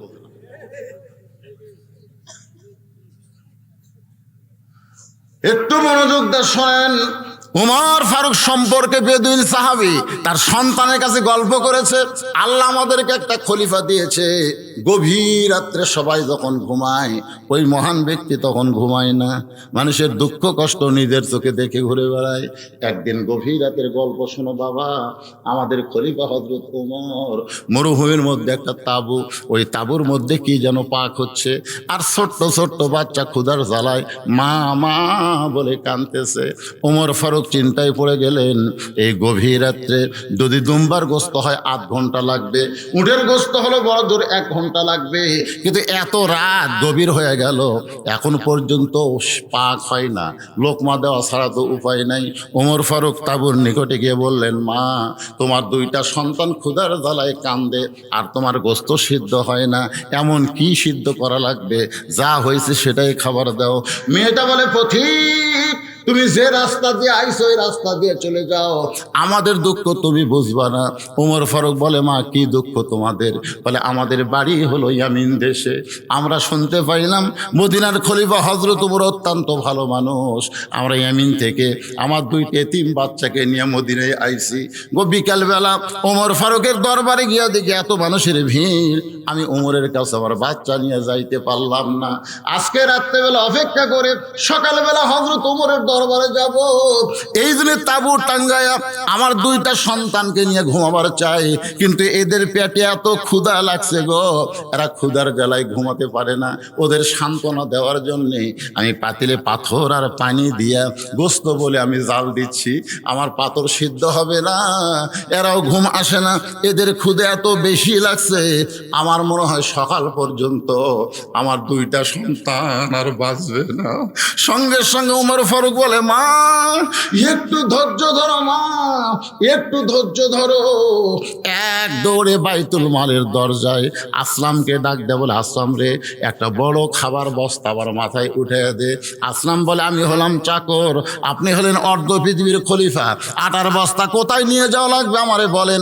ওমর ফারুক বলে, আসলাম রে, একজনের পাপের বোঝা আর একজন কেউ কাঁধে নেবে না, দে আমার মাথায় উঠাইয়া দে। আসলাম যখন বস্তা উঠাইয়া দেয়, ওমর ফারুক বস্তা নিয়ে যখন দৌড়ায়, পিছন দিক থেকে আসলাম কান্দের, বলে, এত জোরে দৌড়াইলে পড়ে যাবেন, পড়ে যে আপনার কষ্ট হবে। ওমর বলে, আসলাম রে, সময় মতো যদি যাইতে না পারি তাহলে জাহান্নামের আগুনে আমাকে পড়তে হবে। হযরত ওমর এক দৌড়ে গিয়া, মা রুটি তৈরি করো, হালুয়া তৈরি করো, রুটি তৈরি করো, হালুয়া তৈরি করো। রুটি হালুয়া তৈরি করে যখন ওমরের হাতে দেয়, ওমর ফারুক 2 এতিম বাচ্চাকে 2 উরাতের ওপরে বসায়া হালুয়া রুটি ছিঁড়ে যখন মুখে দেয়, 2 বাচ্চা শুধু অপলক নয়নে তাকায়া থাকে। ওমর ফারুক বলে, আল্লাহ, এই অদমকে জাহান্নামের আগুন থেকে তুমি বাঁচায় দাও, আল্লাহ, আল্লাহ তুমি আমাকে জাহান্নামের আগুন থেকে বাঁচাও। তাবুর ভিতর থেকে মা বলতেছে, কে গো তুমি? যখন দুনিয়ার কেউ খোঁজ নেয় নাই, আই তখন তুমি রুটি হালুয়া খাওয়ানোর পরে জাহান্নামের আগুন থেকে তুমি কেন বাঁচতে চাও? আল্লাহ উমরকে খলিফা না বানাইয়া তোমার যদি মদিনার খলিফা বানাইতো, মদিনা আল্লাহর জান্নাত হয়ে যেত। বেদুইন সাহাবী সন্তান বলতেছে, সেই মহান ব্যক্তি আপনাকে কারাগারে বন্দি করছে, আপনি অত্যন্ত খারাপ, আপনি অত্যন্ত খারাপ, এমন কিছু অপরাধ করছেন যে অপরাধ করার কারণে ওই মহান ব্যক্তি আপনাকে কারাগারে বন্দি করছে। বাবা, ওই মহান ব্যক্তি কোথায় থাকে খালি আপনি রাস্তাটা বলে দেন তো, আমি তার কাছে যাব, দরকার হলে আমার তার পাও ধরা হলো আমার বাবাকে আমি জেলখানা থেকে বের করবো ইনশাআল্লাহ। বেদিন সাহাবী বলতেছে, পাগল, এমন মানুষ আমাকে কারাগারে বন্দি করছে, ওনার পাও ধরলেও কাম হবে না, কারণ ওনার এক নাম হলো ফারুক। ওনার নাম কি? ফারুক, ন্যায় অন্যায় পার্থক্যকারী, ওর পাও ধরে কোনো কাম হবে না। তুই যদি তোর বাবাকে জেলখানা থেকে বের করবার চাস তাহলে শিক্ষামন্ত্রীর কাছে যা। তো ছোট্ট বাচ্চা বলতেছে, আব্বু শিক্ষামন্ত্রী কে? বলে, শিক্ষামন্ত্রীর নাম হলো হযরত আলী। আমি যখন ওয়াজ করছি 3টা, তখন ওই জায়গায় হযরত আলী ছিল না। যদি হযরত আলী থাকতো তাহলে আমাকে জেলখানায় ঢোকা লাগতো না, কারণ আমার এই ওয়াজ বোঝার ক্ষমতা একজন মানুষের আছে, তার নাম হলো আলী, কিন্তু সে ওই মাহফিলে ছিল না, যার কারণে সবাই মিলে আমাকে বন্দি করছে। আমাকে যদি জেলখানা থেকে বের করবার চাও তাহলে শিক্ষামন্ত্রী হযরত আলীর কাছে যাও। কি মন্ত্রী? শিক্ষামন্ত্রী। আপনারা বলেন তো, যাকে তাকে শিক্ষামন্ত্রী করলে খাওয়া হবে? শিক্ষামন্ত্রী বোঝেন আপনারা? হ্যাঁ, এখান থেকে যে ভাই বললো যে আপনি ওয়াজ করেন না, আছে না কাছে ভাই? শিক্ষামন্ত্রী সম্পর্কে রাসূল বলেছেন, খায়রুকুম মান তাআল্লামাল কুরআনা ওয়া আল্লামা। ওই ব্যক্তি হলো পৃথিবীর সবচাইতে সম্মানী, দামি, যে আল্লাহর কোরআন শিখেছে এবং অপরকে কোরআনের শিক্ষা দেয়। আজকে 90% মুসলমানের দেশের শিক্ষামন্ত্রী উচিত হবে প্রাইমারি গুলো বন্ধ করে দিয়ে হাফিজি মাদ্রাসাগুলোকে চালু করে দেওয়া। জোরে কোন কথা ঠিক কিনা? কারণ প্রাইমারিতে তো মানুষ তৈরি হচ্ছে না। ক্লাস 2 এর ছাত্র যন্ত্র বেঁকা করে খাড়া হয়ে পেশাব করতেছে। তা আমি কইলাম, কেরে পাগলা, কোন ক্লাসে পড়িস? ক্লাস 2 এ পড়ি। তুই বসে পেশাব কর, তোর স্যার তোরে শিখাইনি কেমনে পেশাব করা লাগবে। ও হাসের গায়ে কি দিয়ে চাষা কন, প্রাইমারি পেশাবখানা যায় দেখি আমার স্যারই খাড়া হয় পেশাব করে।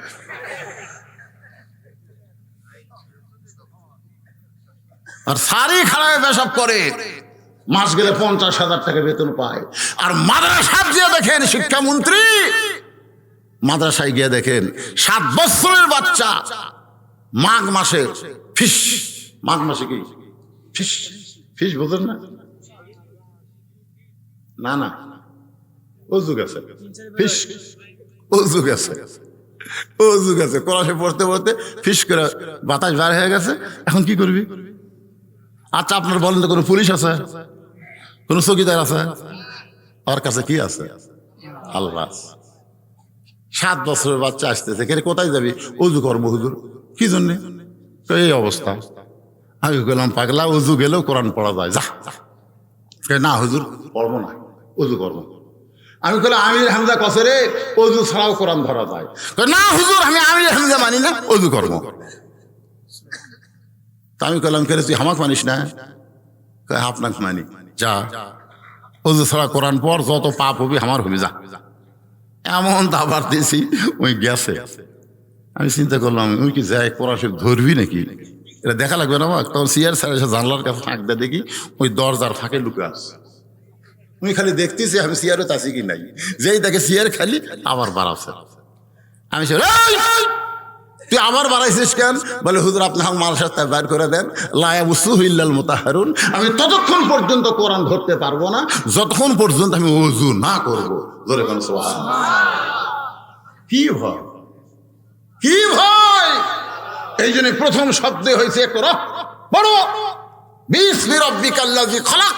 যে আল্লাহ তোমাকে সৃষ্টি করেছে সে আল্লাহর নামে পড়ো। আর রহমান আল্লামাল কোরআন, খালাকাল ইনসান আল্লামাহুল বায়ান। জোরে কোন কথা ঠিক কিনা? যদি আমাকে জেলখানা থেকে বের করবার চাও, তাহলে শিক্ষামন্ত্রী হযরত আলীর বাড়িতে যাও। এই যে দেখো উত্তর দিকে, উত্তর দিক থেকে সামনে যায়, আবার পূর্ব দিকে, ওই জায়গায় গেলে শিক্ষামন্ত্রীর বাসভবন। শিক্ষামন্ত্রী কি বাড়ি না বাসা? আপনাকে কি মনে হয়? আপনি হজ করেন না ভাই? ফাতেমার বাড়ি দেখেননি? ফাতেমার বাড়ি দেখেননি? না হজ করছে, ফাতেমার বাড়ি দেখার কথা বলছি। আসলে আমাকে কতগুলো লোক হজ করবার যায়, যায় তো কিছুই করে না, খালি কাবাতে আর মদিনায় নামাজ পড়ে আর যায় নামাজ খোঁজে। খালি যায় নামাজ, খুরমা খেজুর, এই তসবিহ, এই আতর। আমি বললাম ফিরে এগুলা বাংলাদেশে নাই। বিশ্বাস করেন মদিনার যে নামাজ, যে যায় নামাজ মদিনাত পাওয়া যায়, সেই যায় নামাজে আমাদের বগুড়া বড় মসজিদে পাওয়া যায়। একই যায় নামাজ। কিসের কম ভাড়ায়, কিসের কম ভাড়া?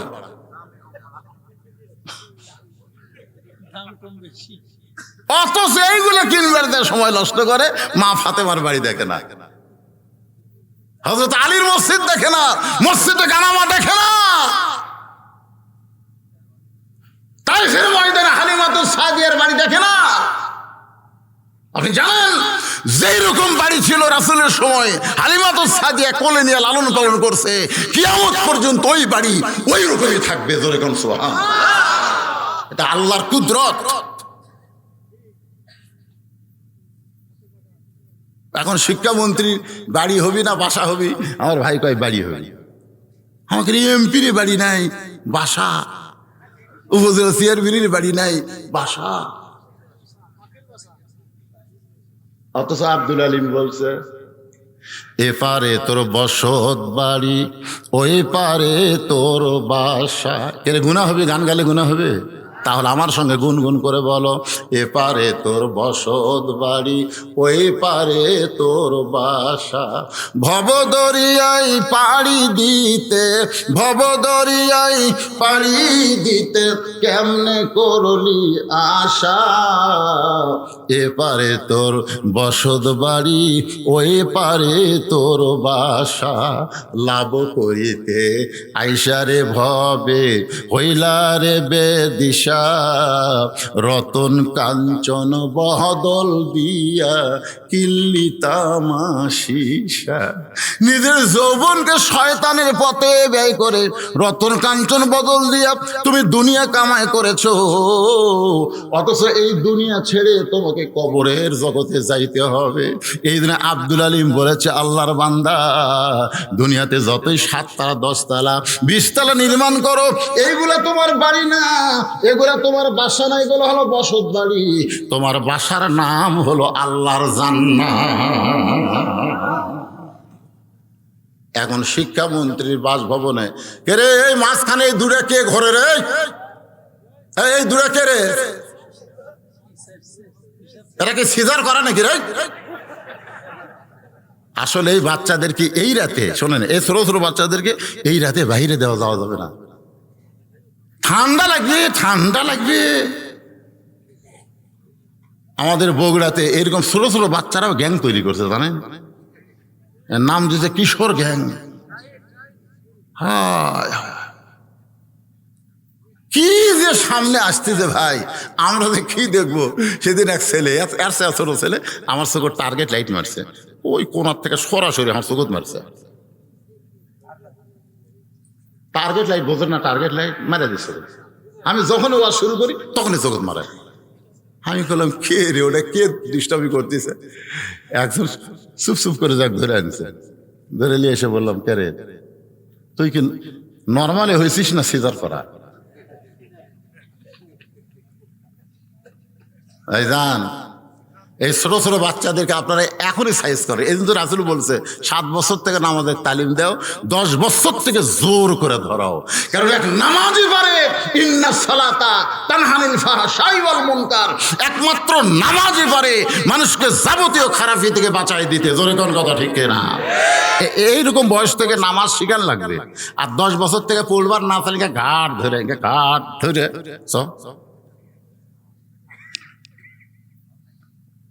এটা কি আমার কথা না আল্লাহর কথা? একটু মনোযোগ দিয়ে শোনেন। ওই বেদুইন সাহাবীর ছোট্ট সন্তান শিক্ষামন্ত্রীর বাড়ির দিকে রওনা দিলেন। শিক্ষামন্ত্রীর বাড়ির কাছে এসে দেখে 2 জন যুবক দাঁড়িয়ে আছে। শিক্ষামন্ত্রীর বাড়ির দরজায় 2 জন যুবক দাঁড়িয়ে আছে, চৌকিদার নয়, পুলিশ নয়, 2 জন যুবক। এই 2 জন যুবক সাধারণ কোন যুবক নয়। আসরের নামাজের প্রথম সেজদায় 3 বার সুবহান রব্বিল আলা, কিন্তু দ্বিতীয় সেজদায় রাসূল 100 বার বলতেছে হযরত ওমর, তাও সেজদা তোলে না। প্রথমবার কয়বার? কিন্তু দ্বিতীয় সেজদা গেছে 100 বার সুবহানাল্লাহ আলা, সুবহানাল্লাহ আলা কয় না, রাসূল সেজদা তোলে না। ওমর ফারুকের চিন্তা হলো, একটু মাথা তুলে দেখি তো। কিন্তু একটু দায়িত্ব বিহাজাল ইমাম বলতেছে মাথা তোলা যাবে না, ইমাম যতক্ষণ থাকবে থাকাই লাগবে। নামাজ শেষ হলে ওমর ফারুক বলেন, ইয়া রাসূলুল্লাহ, বেয়াদবি নেবেন না, আপনি প্রথম সেজদায় 3 বার সুবহান রব্বিল আলা বলতেই সেজদা তুলছেন, আর দ্বিতীয় সেজদায় 100 বার সুবহান রব্বিল আলা বলি তাও যে সেজদা তুলেন না, এত লম্বা সেজদা দেওয়ার কারণ কি? আল্লাহ রাসূল বললেন, 2 পবিত্র নাম বলে নাই, 2টা পবিত্র। আমি যখন দ্বিতীয় সেজদাত গেছি, আমার পিঠের উপর চড়ে বসেছে, এমন ভাবে বসেছে, আমি সেজদা তুলবার চাই, এখন ওদেরকে পিঠ থেকে নামান লাগবে, আমি এখন হাত দিয়ে যেই পিঠ থেকে নামাবার চাই। নামাজের মালিক আল্লাহ ডাকর, হাবিব, আমার ভয়ে আপনি হাসান হোসেনকে পিঠ থেকে নামাবেন না, ওরা 2 ভাই যতক্ষণ বসে থাকবে আমি আল্লাহ পছন্দ করি, আপনি ততক্ষণ সেজদায় থাকবে। ওই 2 জন এখন যুবক হয়ে গেছে, সুবহানাল্লাহ বলে। বেদুইন সাহাবীর সন্তান ওই দুইজন যুবকের দিকে তাকায় সালাম দে, বলে ভাইজান শিক্ষামন্ত্রী হযরত আলী কি বাসায় আছে? শিক্ষামন্ত্রী হযরত আলী কি তার বাড়িতে আছে? এমন সময় হযরত আলী দরজা খুলে বের হয়ে গেলে, বাবু তুমি ছোট মানুষ, তোমার শিক্ষামন্ত্রীর কি দরকার? তুমি একটা ছোট্ট মানুষ, তোমার শিক্ষামন্ত্রীর কি দরকার? এবার ছোট্ট বাচ্চা বলতেছে, আপনার দরকার হলো আমার বাবাকে হযরত উমর জেলখানায় বন্দি করছে। আমার বাবাকে হযরত উমর জেলখানায় বন্দি করছে। আলী বলতেছে, উমরের মতন মানুষ যদি জেলখানায় বন্দি করে, সেখানে আমার মতন আলীর কোনো খাওয়া নাই। জোরে কোন কি নাই? কারণ উমর কি, যে রাস্তাতে গেলে শয়তান কয়দিন যায় না? জোরে কোন? সেই উমর যে কামটা করে, অন্যায় করে না ন্যায় করে? তাহলে উমর যখন জেলখানায় বন্দি করছে, আমি শিক্ষামন্ত্রী সেখানে গিয়ে কি করব? বেদুইন সাহাবী বলতেছে, আমার বাবা 3টা ওয়াজ করেছে, এই 3টা ওয়াজ করার সময় আপনি তখন সেখানে ছিলেন না, আর আপনি না থাকার কারণে আমার বাবাকে জেলখানায় বন্দি করেছে। হযরত আলীর মধ্যে খটকা লাগলো, কিরে ওর বাপ 3 ওয়াজ করছে, আমি তখন সেখানে ছিলাম না, আর আমি না থাকার কারণে জেলখানায় বন্দি করছে। দেখি চলো যাই। ওই ছোট্ট বাচ্চার সঙ্গে হযরত আলী বেদুইন সাহাবীর কাছে, কি ওয়াজ করেছো ভাই? যে ওয়াজ করার অপরাধে তুমি এখন জেলখানা। আমির হামজা, কি ওয়াজ করেছো বাবা? যে ওয়াজ করার কারণে তুমি কোথায়? মামুনুল হক, কি কথা বলেছো যার কারণে তুমি জেলখানায়? কি ওয়াজ করছো? যে ওয়াজ করার কারণে উমরের মতন মহামানব তোমাকে জেলখানায় বন্দি করছে? বেদুইন সাহাবী মুচকি হাসি দিয়ে বললেন, বেশি ওয়াজ করিনি, মাত্র 3টা। জোরে কোন কয়টা? 3টা। খারাপ ওয়াজ বেশি করা লাগে? একটা ওয়াজে কেউ যদি কয় আল্লাহ মানি না, আল্লাহ মানি না, ওর আর কোন ওয়াজ লাগবে? কথা কর না কে ভাই? আচ্ছা, মুখ দিয়ে বলতেছে না, মুখ দিয়ে বলতেছে না আল্লাহ মানি না, এটা মুখ দিয়ে বলতেছে না, কিন্তু আজান দেওয়ার পরে মসজিদত যায় না, মরদ মানুষ। আপনার বলেন তো এর রেজাল্ট কি? হ্যাঁ, বুখারী শরীফের হাদিস বলবো, মান তারাকা সালাতো মুতাম্মিদান ফাকাত কাফারা। ইচ্ছা করে একটা ওয়াক্ত নামাজ যারা পড়লো না, এরা আল্লাহর সাথে কুফরি করলো। নাউজুবিল্লাহ কয় না পারে। এই কারা কারা মাগরিব এশার নামাজ পড়োনি? তোমরা তো নিজেরাই বুঝতেছে, আমরা নামাজ না পড়ে ওয়া শুনতেছি। কারা কারা পড়োনি? কারা কারা পড়োনি? নিজের বিবেকের আদালতে একবার প্রশ্ন করে দেখো। ফজরের আগে যদি তোমাদের মৃত্যু হয়, দুনিয়ার সমস্ত মাওলানা তোমাদের জন্য জানাজায় দোয়া পড়লো, তোমরা জান্নাতে যাওয়ার পারবা না।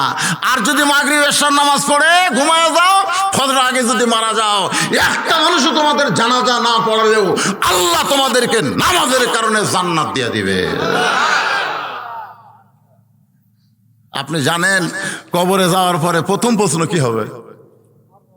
মান রব্বুকা, মান রব্বুকা, তোমার রবকে। যারা আমরা নামাজি, আমরা ঘুম আসবো। আল্লাহ রাসূল বলেছে, এক ঘুমে ইসরাফিল সিং যখন সিয়াতুন পায়া খালি ওযুর পানি খুঁজবে। কিসের পানি? ওযুর পানি খুঁজবে। তো কেরামান কাতিবিন বলবি, কি ভাই কি খবর? ওযুর পানি খুঁজতেছে রে, এটা কোন নামাজের আযান দিল? নামাজের আযান দেয়নি তো। সিংহাই ফুৎকার দিছে, কেবল এক কাত ঘুম হলো রে, আমার আর এক কাত হয়নি। এরই মধ্যে 50,000 বছর চলে গেছে। সোনাল্লাহ কন্যা মুনকির নাকির এসে বলতেছে, মান রব্বুকা, তোমার রবকে। ও কিন্তু ঘুমায় আছে, নামাজ খাড়া হচ্ছে। কে খাড়া হচ্ছে? নামাজ দাঁড়ায় বলতেছে, কে রে মুনকির নাকির, এই কাক রব সম্পর্কে প্রশ্ন করিস? এই লোকটাকে যে রব সম্পর্কে প্রশ্ন করছিস, ই জীবনে কত রাকাত নামাজ পড়ছে তুই হিসাব করছিস? মুরগির নাকির কয়, না আমি তো রাকাতের হিসাব নাই। এই কত ওয়াক্ত নামাজ পড়ছে হিসাব করছিস? সেই হিসাব তোমার নাই। মসজিদ ঢোকার সঙ্গে সঙ্গে নিয়ত করে বলছে আলহামদুলিল্লাহ রাব্বিল আলামিন, রুকুতে গিয়ে বলছে সুবহান রাব্বিল আযীম, সেজদাত গিয়ে বলছে সুবহান রাব্বিল আলা। এতবার রব রব রব রব করে এসে কবরের মধ্যে তার আমি ঘুম পাড়তেছে, আর তোরা প্রশ্ন করিস মান রব্বুকা, তার মানে মুনকির নাকির বলবি আল্লাহ তোমার বান্দাক মান রব্বুকা প্রশ্ন করার সাথে সাথে নামাজ যে খাপা খেপছে, আমরা এখন কি করব? আল্লাহ বলতেছে যে নামাজ নিয়ে কবরে আছে, ওর মান রব্বুকার উত্তর দেওয়া লাগবে না, নামাজ থাকার কারণে ওর উত্তর অটোমেটিক হয়ে গেছে। তোর এখন সুবহানাল্লাহ। আর নামাজ না পড়ে তারা কবরে যাচ্ছেন, কি মনে কষ্ট লিখছেন? কারণ মাহফিলটা হলো মসজিদের উন্নয়ন কল্পে। মসজিদের উন্নয়ন মানে মসজিদ দোতলা না। হুজুর এত মুসল্লি হয় হুজুর, একতলা তার হচ্ছে না, দোতলা করা লাগবে। তো দোতলা করা লাগবে, ফজরের খবর কি? এক কাতারে হয় না। জোহরের খবর কি? শাহজাদপুর বাজারত গেছে। আসরের খবর কি? কাজ কামের দিন। মাগরিবের খবর কি? কোনো মতে। এশার খবর কি? ফজরও যায় এশাও তাই। তো মসজিদের মধ্যে কয় কাতার? 9 কাতার। তো এখন পর্যন্ত এক কাতারের মুসল্লি হয় না, তুমি দোতলা করবে কেন? তখন বলতেছে ও যে হুজুর জুমার দিন সবার শেষে আগে যায়, ওরকে জন্য দোতলা করা লাগবে। আপনারা বলেন তো যে নামাজের হাদিসগুলো আমি বললাম, এর মধ্যে কি জুমার নামাজ না 5 ওয়াক্ত নামাজ? 5 ওয়াক্ত নামাজ। একটু মনোযোগ দিয়ে শোনেন আমার মায়েরা বোনেরা যারা পর্দায় আছেন, এরা ভাবতে যে হুজুর আপনি কি আমাদের ওয়াজ করবেন না? মা বোনদের ওয়াজ কিন্তু বেশি না, সামান্য কয়েকটা ওয়াজ আমল করলে মা বোনদের জন্য 8টা জান্নাতের দরজা আল্লাহ খুলে দিবে। 1 নম্বর হলো নামাজ, 2 নম্বর রমজান মাসের রোজা, 3 নম্বর সতীত্বের হেফাজত পর্দা, আর 4 নম্বর স্বামীর কথা মতো চলা। গভীর রাত্রে ফাতেমা আলীর বুকের মধ্যে মাথা ঢুকাইয়া কাঁদতেছে। আলী বলে ফাতেমা কান্দো কেন? বলে কান্দার কারণ হলো আল্লাহ আমার দোয়া কবুল করছে। আলী বলে পাগলি নাকি, দোয়া কবুল করলে মানুষ আনন্দ পায়, আর তোমার কান্দার কারণ? ফাতেমা বলে স্বামী গো আমার দোয়া কি আপনি শুনবেন না? বলে কি দোয়া? আমি সবসময় দোয়া করেছি আল্লাহ পর্দার মধ্যে আমার মৃত্যু দিও। আল্লাহ তাআলা পর্দার ভিতরে আমার মৃত্যু দিবে। আলী বলে ফাতেমা যেই মানুষটা সারা জীবন পর্দা করেছে সেই মানুষটা পর্দার মধ্যেই মারা যাবে, এইটা শোনার পরে তুমি কান্দো কেন? বরং তুমি খুশি হও। ফাতেমা বলে স্বামী গো আমার সেই মৃত্যু কবে হবে সেটা কি শুনবেন না? আলী বলে মৃত্যুর খবর একমাত্র আল্লাহ ছাড়া কেউ জানে না। ফাতেমা বলতেছে আল্লাহ যদি জানাই। আলী বলে ফাতেমা কি বলবার চাও? ফাতেমা বলতে স্বামী গো আজকে গভীর রাত্রে ফাতেমার মৃত্যু হবে। গাছের গোড়া কাটলে গাছটা যেমন ঠাস করে পড়ে যায়, হয়তো আলী তেমনি পড়ে গেলেন ঘরের মাঝায়। মা ফাতেমা মুস্কি মুস্কি হাসতেছে। যিনি গভীর রাত্রে মৃত্যুবরণ করবে তিনি হাসতেছেন। স্বামীর মাথাখানা উড়াতে নিয়ে কপালে একটা চুম্বন দেয়, বলে স্বামী গো এমন দুর্বল হলে আমার 3টা চাওয়া কে পুরা করবে? আরে কান্দের বলে ফাতেমা দুনিয়ার জীবনে গরিব ছিলাম বলে তুমি কিছুই চাইলা না, আর মরার পরে কি চাইবা? ফাতেমা বলে 1 নম্বর চাওয়া হলো আমার লাশটা রাতের বেলায় দাফন করা লাগবে, দিনের বেলা কবর দিলে আমার পর্দার খেলাপ হবে। আমার 2 নম্বর চাওয়া হলো আমার কোনো জানাজার ব্যবস্থা করবেন না। আমার 3 নম্বর চাওয়া হলো আমার লাশটা কিন্তু খাটনিতে তুলবেন না। আমি ফাতেমার দেহের ওজন কত এটা পরপুরুষ বুঝতে পারো, আমি ফাতেমা এটা চাই না। ওগো স্বামী যদি আমার বাবা থাকতো দুনিয়ায়, মরা মেয়ের লাশের খাটনি বাবা কান্দে নিলে কোনো সমস্যা নাই। আমার হাসান হোসেন যদি বড় হইতো মায়ের লাশের খাটনি কান্দে নিবার পারতো, কিন্তু বাবা 6 মাস আগে দুনিয়া থেকে বিদায় নিছে, এত ছোট হাসান হোসেন পারবে না। আপনি আমাকে কান্দে করে নিয়ে জান্নাতুল বাকির পূর্ব কোনায় সবুজ রঙের বাতি জ্বলবে, ওই বাতি বরাবর আমাকে একটু দাফন করবেন। হযরত আলী ফাতেমাকে দাফন করার পরে আল্লাহর কাছে বলতেছে আল্লাহ দুনিয়ার জীবনে শান্তি দিবার পারিনি, অথচ ফাতেমা আমারে কোনোদিন কষ্ট দেয়নি। আমি আজকে তোমার কাছে বলি এই ফাতেমারে তুমি কবুল করে নাও, এই ফাতেমারে কবুল করে নাও। বলার সঙ্গে সঙ্গে আলী তাকায় দেখে সামনে কয়েকটা পুরাতন কবর দেখা যায়। এই মাত্র ফাতেমার কবর দিছে, সেই নতুন কবর আর নাই। গোটা জান্নাতুল বাকি দৌড়ায় বলে ফাতেমার কবর, এখনই কবর দিলাম সেই কবর কোথায়? কে যেন ডাকতে বলে আলী রে ফাতেমা পর্দানিশি, আমি আল্লাহ জোহরা ডিগ্রি দিয়া ফাতেমার কবরকে কিয়ামত পর্যন্ত পর্দা করে দিয়েছি। আমার মায়েদের জন্য ওয়াজ হলো, মা নামাজ যদি কম পড়েন কোনো সমস্যা নাই, রোজা যদি কম করেন কোনো সমস্যা নাই, স্বামীর কথা মতো যদি পুরোপুরি চলবার নাও পারেন তাও তেমন সমস্যা নাই, কিন্তু পর্দা যদি না মানেন সব শেষ। কথা কন না কেন? পর্দা যদি না মানে সব শেষ। নারীরা শোনেন, 1 নম্বর হলো পর্দা। মা বোনেরা মরে গেলে 5 কাপড় দেয়, এরা বোঝে না কেন? কিরে মরিয়া গেলে 5 কাপড়, যখন হামাকর কেউ দেখবি না তখন দেয় 5 কাপড়, আর যখন হামাকর চাই থেকে দেখবি তখন কয় কাপড়, বোঝেন না? মরিয়া গেলে আমাদের এলাকার খাটনি পর্যন্ত চাদর দিয়ে ঢাকে, জানেন? সবাই বলে মেয়ে মানুষের লাশ দেখা জায়েজ নাই, মেয়ে মানুষের লাশ দেখা জায়েজ নাই, কিন্তু জেতা দেখা জায়েজ আছে। শালা পাগলারা, লাশ দেখা যদি জায়েজ না থাকে জেতা দেখা জায়েজ আর নাই। আমার মায়েদের বলতেছি, মা মারে কি ওয়াজ করবো আপনাদের, মা পর্দার ভিতরে থাকবেন, আল্লাহ পাক রহমত বরকত দান করবে। সাইয়্যিদাতুন নিসা আহলিল জান্নাহ ফাতেমার সঙ্গে আল্লাহ আপনাকে জান্নাত দিয়ে দিবে। এখন হযরত আলী মনে আছে না, ভুলে গেছেন? হযরত আলী বলতেছে, কি ওয়াজ করছো? আমি ছিলাম না, বুঝে শুনে ওয়াজ করা লাগে না? আগে চারিদিকে দেখবে যে বোঝার মতো লোক আছে কিনা। যেরকম আমি ওয়াজ কেবল শুরু করতে এক ভাই বলতেছেন না, হুজুর ওয়াজ করেন। সবাই কি সমান? কি ওয়াজ করছে? যে ওয়াজ করার কারণে উমর ফারুক তোমাকে বন্দি করলো, সমস্ত সাহাবীও একমত, কেউ তো বাধা দেয়নি। না না না না, সবাই যে খাপা খেপছিল, আমাকে জেলত না তুললে মেরে শেষ করলো। কি ওয়াজ করছো? বলে 1 নম্বর ওয়াজ হলো ইন্নী উহিব্বুল ফিতনাহ, আমি ফিতনাকে মহব্বত করি। আলী মুস্কি মুস্কি হাসতেছে। আচ্ছা আচ্ছা, 2 নম্বর কি করছো? ইকরাহুল হক, আমি হককে পছন্দ করি না। আলী মুস্কি মুস্কি হাসতেছে। এরপরে কি করছো? আশহাদু মালা মারা, আল্লাহু আকবার, আল্লাহু আকবার, আল্লাহু আকবার। আলী 3 বার আল্লাহু আকবার বলে বললেন, এর চাইতে সুন্দর ওয়াজ তো দুনিয়াতে একটাও নাই। সুবহানাল্লাহ না কেন? তুমি যে 3টা ওয়াজ করছো, এর চাইতে সুন্দর ওয়াজ এই পৃথিবীতে আর একটাও নাই। সে ওয়াজ করেই বন্দী হয়ে গেছে। আজকে হবার মায়ের কিচ্ছা কন, এ কন সে কন, চোখের পানি লে কান্নান, ওই জীবনেও বন্ধ হবি না। জোরে কোন কথা, ঠিক কথা কান না কেন? ওই বন্ধ হবে, কিন্তু জাগা মতো। হযরত আলী যেই মাত্র আল্লাহু আকবার 3 বার বলে বলতেছে, রে বেদুইন সাহাবী, আমি তোমার উকিল হব, উমরের কারাগার থেকে তোমাকে বের করব ইনশাআল্লাহ। সঙ্গে সঙ্গে ছোট বাচ্চা দৌড়ে গিয়ে তাহলে হাতে একটা চুমা দিয়ে বলতেছে, এই মহান ব্যক্তি যদি আমার বাপের সাথে থাকে, উমরের বাপেরও ক্ষমতা নাই, জেলখানায় বন্দি করবে। কারণ এই ব্যক্তি শুধু ইলমের দিক দিয়ে 1 নম্বর না, শক্তির দিক দিয়েও 1 নম্বর। হযরত আলী কয় দিকে 1 নম্বর? 2 দিকে। খালি 2 দিকে?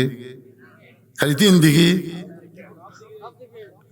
আল্লাহ রাসূল নিজে বলেছে, এই সাহাবীরা, তোমাদের মাঝখানে এমন এক মহান ব্যক্তি বসে আছে যে 2 দিক দিয়ে আমার চাইতে বড়। কয় দিক দিয়ে? সাহাবীরা কয়, হুজুর আপনি কোন কি? ওরা ফায়না লেখা জিকরা, আপনার চাইতে বড় পৃথিবীতে কেউ আছে? তোমরা মানো বা না মানো, আমি মানি রে। তো বলতেছে, হুজুর সেই ব্যক্তি কে? সেই মহান ব্যক্তি কে হুজুর, যা আপনার চাইতে 2 দিক দিয়ে বড়? আল্লাহ রাসূল বললেন, আলী একটু দাঁড়াও। হযরত আলী দাঁড়াইছে, চোখ দেখাল দর দর করে পড়তেছে। হুজুর আপনার, আপনি সাহাবীদের সামনে এটা কি বলতেছেন? রাসূল বলতেছেন, আলী বাবা আদম থেকে আমি নবী পর্যন্ত যত নবী, সমস্ত নবীর বউয়েরা হয়তো জান্নাতে যাবে, কিন্তু জান্নাতি নারীদের নেত্রী কোন নবীর বউ হওয়ার পারবে না। কিন্তু আল্লাহ তোমাকে একটা এমন বউ দিয়েছে আলী, যে বউটা হবে জান্নাতি নারীদের নেত্রী। জোরে কোন সুবহানাল্লাহ। বইয়ের দিক দিয়ে তুমি আমার চাইতে ভাগ্যবান রে।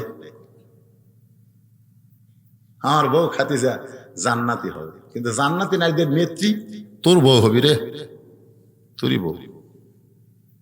বাবা আদম থেকে আমি নবী পর্যন্ত যত নবীর সন্তান নবী হওয়ার পরে জান্নাতি হওয়ার পরে, কিন্তু জান্নাতি যুবকদের সর্দার কোন নবীর সন্তান হতে পারবে না।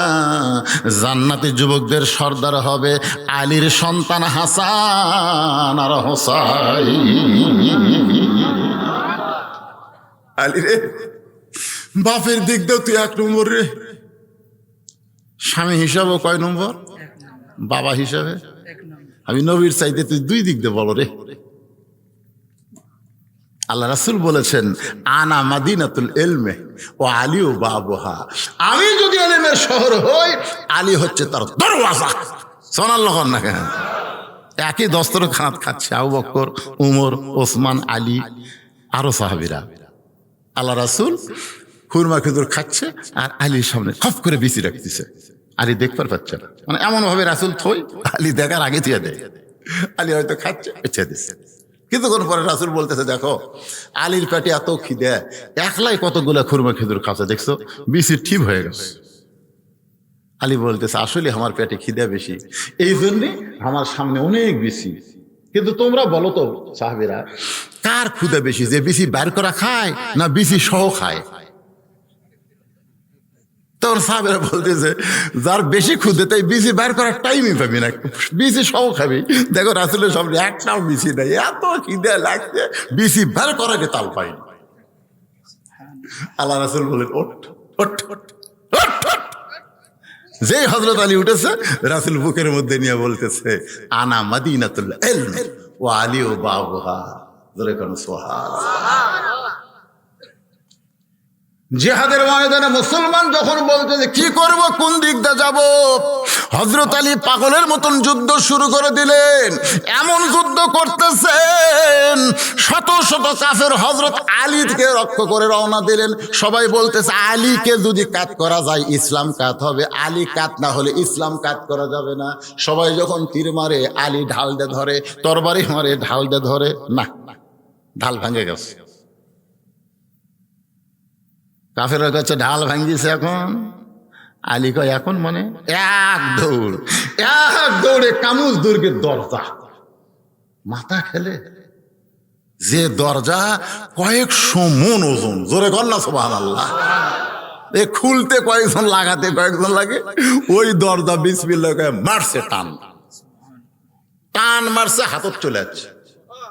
কাফের এই মানুষ হয় রে, মারছে দৌড়, যার আসবে তুই মারছে দৌড়, জোরে কর না সুবহানাল্লাহ। আসাদুল্লাহিল গালিব, সেই হযরত আলী বলতেছে, তোমার কোনো টেনশন নাই, তুমি যে 3টা ওয়াজ করছে, আর চাইতে ভালো ওয়াজ পৃথিবীতে নাই। ওমর ফারুক তোমাকে জেলখানায় বন্দি করছে, আমি তোমার উকিল হব। ছোট বাচ্চার হাত ধরে হযরত আলী ওমরের দরবারে। বাজান, এই কিছু সময় একটু মনোযোগ দিয়ে শোনা লাগবে। হযরত আলী উমরের দরবারে, উমর ফারুক চোখের পানি বের করে বলতেছেন, আপনি কেন আমার কাছে আইছেন? আমারে ডাকলি আমি আপনার কাছে যাইতাম। কারণ হযরত উমর আলীকে ওস্তাদের মতন সম্মান করতেন। কার মতন সম্মান করতেন? ওস্তাদের মতন সম্মান করতেন। আপনি কেন আইছেন? আমারে ডাকলি তো আমি যাইতাম। বলে, আমি আসিনি, এই ছোট বাচ্চা আমাকে ধরে লিয়াচ্ছে। ছোট বাচ্চা দৌড়ে গিয়া ওমর ফারুকের কপালে একটা চুমা খাচ্ছে। ওমর ফারুকের কপালে কি? একটা চুমা খাচ্ছে। আলী বলতেছে, কে রে? এই লোকটা তোর বাপক ধরে জেলখানাতে আটকে থোছে, আর তুই সেই লোকটার কপালে চুমা দিলি। ছোট বাচ্চা বলতেছে, আপনি জানেন না, এই মহামানব গভীর রাত্রে আমার কান্দত করে। সুবহানাল্লাহ, তোরে কর। এই লোক আমার কান্দত করে আমার বাবার জেলখানার দরজা পর্যন্ত নিয়ে আইছে। আলী বলতেছে, আমিরুল মুমিনিন, বেদিন সাহাবীকে ছেড়ে দেন। ওমর ফারুক বলতেছে, আপনি জানেন না, এমন 3টা খারাপ ওয়াজ করছে, এমন 3টা খারাপ ওয়াজ করছে, সাহাবীরা সবাই খেপে গেছিল। আমি তাকে নিরাপত্তা দেওয়ার জন্য জেলখানাত বন্দি করছি। আলী বলতেছেন, কি 3টা খারাপ ওয়াজ? ওমর ফারুক বলে, আলী রে, তিনটা খারাপ ওয়াজের মধ্যে এক নম্বর ওয়াজ হলো ইন্নী উহিব্বুল ফিতনা, আমি ফিতনাকে মহব্বত করি। তুমি বলো আলী, দুনিয়ার কোনো মুসলমান কি ফিতনাকে মহব্বত করতে পারে? আলী বলতেছে, ইন্নামা আমওয়ালুকুম ওয়া আওলাদুকুম ফিতনা। সুবহানাল্লাহ। আল্লাহ কোরআনে বলেছে, নিশ্চয় তোমাদের সম্পদ আর তোমাদের সন্তান তোমাদের ফিতনা। আপনারা বলেন তো, এই সম্পদ আর সন্তানকে আমরা মহব্বত কম করি না বেশি করি? বেশি করি, একে ভাই অন্তর থেকে কম। বেশি করি। মসজিদের কৌটা, মসজিদের দান বাক্স নাই, মসজিদের দান বাক্স মুখের আগে আছে, মুখের আগে দান বাক্স আছে। ওই এখন চিন্তা করতেছে, দান বাক্স মুখের আগে আসলো, কি করি? পকেটের দিকে খেয়াল করে দেখে 500 টাকার একটা লোট আছে, 200 টাকার একটা লোট আছে, 100 টাকার একটা লোট আছে, কিন্তু 10 টাকার লোট নাই। তখন এত জোরে ঠেলা মারছে, 3 জন পার হয়ে গেছে। ওরা 3 জন বলতেছে, যাক রে, তোর হাতত বল আছে রে। আর 2 কান্দের 2 ফেরেশতা বলতেছে, আল্লাহ, এই শয়তানের কান্দত আমরা থাকবো না। আল্লাহ বলতেছে, কি দূরে থাকবে না? বলে, এর পকেট ভরা টাকা, টাকা থুয়ে তোমার দান বাক্স দ্বারা ঠেলা মারে। আর যাই হোক, ই ফাওয়াইলুল লিল মুসাল্লিন, ই মুসল্লি লয়, এই শয়তানের বড় ভাই। কারণ এই যে পকেটের টাকার উপর আপনার মহব্বত, আপনি আল্লাহর ঘরকে পর্যন্ত ভুলে গেছেন। তোর এখন কথা ঠিক কিনা? এমন সন্তানের উপর মহব্বত, আপনি বুড়ো মানুষ ফজর নামাজ পড়েন আর আপনার ছেলে ল্যাপের মধ্যে ঘুম পাড়ে, আপনি ছেলের ডাক দেন না। অথচ আল্লাহ কোরআনে বলেছেন, কু আনফুসাকুম ওয়া আহলিকুম নারা, জাহান্নামের আগুন থেকে যদি বাঁচতে চাও তাহলে তুমি একলা বাঁচলে হবে না, তোমার আহালদের নিয়ে বাঁচা লাগবে। আপনারা বলেন তো, সম্পদ আর সন্তানের উপরে মহব্বত আছে না নাই? আলী বলতেছেন, এই কারণেই লোকটা বলেছে আমি ফিতনাকে মহব্বত করি। ওমর ফারুক বলে, আলী রে, আমি বুঝতে পারি নাই লোকটা সব চাইতে দামি ওয়াজ করেছে।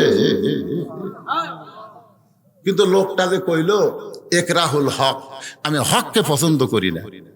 এখন বলে আলী, কোন মুসলমান হক পছন্দ করবে না, ওয়াতাওয়া সাওবিল হক। আলী বলতে যে খালি কোরআনে ওয়াতাওয়া সাওবিল হক আছে, আর নাই। ওমর ফারুক বলে, কি আছে? বলে, জাত সাকারাতুল মাউতু হক, জাত সাকারাতুল মাউতু হক। প্রত্যেকটা মানুষের জীবনে মৃত্যু হক, এরপরও মৃত্যুরে কেউ পছন্দ করে না। ধরে কোন কথা ঠিক কিনা? আপনার বলেন তো, যারা ওটা ভাষা করতেছে এর কি কাছে মৃত্যু আছে না নাই? আর আমরা যারা বসে আছি আমাদের কাছে, এটা কি আসলেই আছে না ভুয়া? এখানে বলা হচ্ছে একরাহুল হক, আমি হককে পছন্দ করি না। স্বামীর হচ্ছে ক্যান্সার, 3 মাস পরে স্বামী মরবি, বউ সান্ত্বনা দিয়ে বলতেছে, আল্লাহ, আমার স্বামীর মৃত্যু আমাকে দাও, আর আমার হায়াত আল্লাহ আমার স্বামীকে দাও। স্বামী বলতেছে, এমন কথা কইস না রে, এমন কথা বলিস না রে। বউ বলতেছে, না, আমি বেঁচে থাকে কি করবো, আপনি বেঁচে থাকেন, আল্লাহ আমার হায়াত স্বামীকে দাও আল্লাহ, আর স্বামীর মৃত্যু আমাকে দাও। স্বামী চোখের পানি বার করে বলতেছে, তোর মতন বউ যেন বাংলার ঘরে ঘরে হয়। সুবহানাল্লাহ। রাত্রে স্বামী স্ত্রী ঘুমাইছে, ওই বাড়িতে একটা আড়িয়া গরু আসছিল। জোরে কোন কি গরু? আড়িয়া গরু, ষাঁড় গরু। ওই কিছু খাওয়ার জন্য দড়ি ছিল, বের হচ্ছে, কিন্তু বের হয়ে থাকে খাওয়া নাই। বারান্দার তাকায় দেখে সিলভরে একটা পাতিল, পাতিলের তলা হলো চিটিয়া লালি। ওই ষাঁড় গরু খাবার চায়, কিন্তু লালি হাতত পায় না। সুর করে যখন মুখ ঢুকেছে, এই শিং কান্দের মধ্যে আটকে গেছে, জিবে দিয়ে লালি চাটে শেষ, কিন্তু আর মাথার থেকে পাল্লা খসে না। মাথার কিন্তু পাল্লার মাথা থেকে খসে না। ওই গোয়াল ঘর বাদ দিয়ে স্বামী স্ত্রী যে ঘরে ঘুমায় আছে, ওই ঘরের মধ্যে হো হো হো করে আইডিয়া ঢুকছে।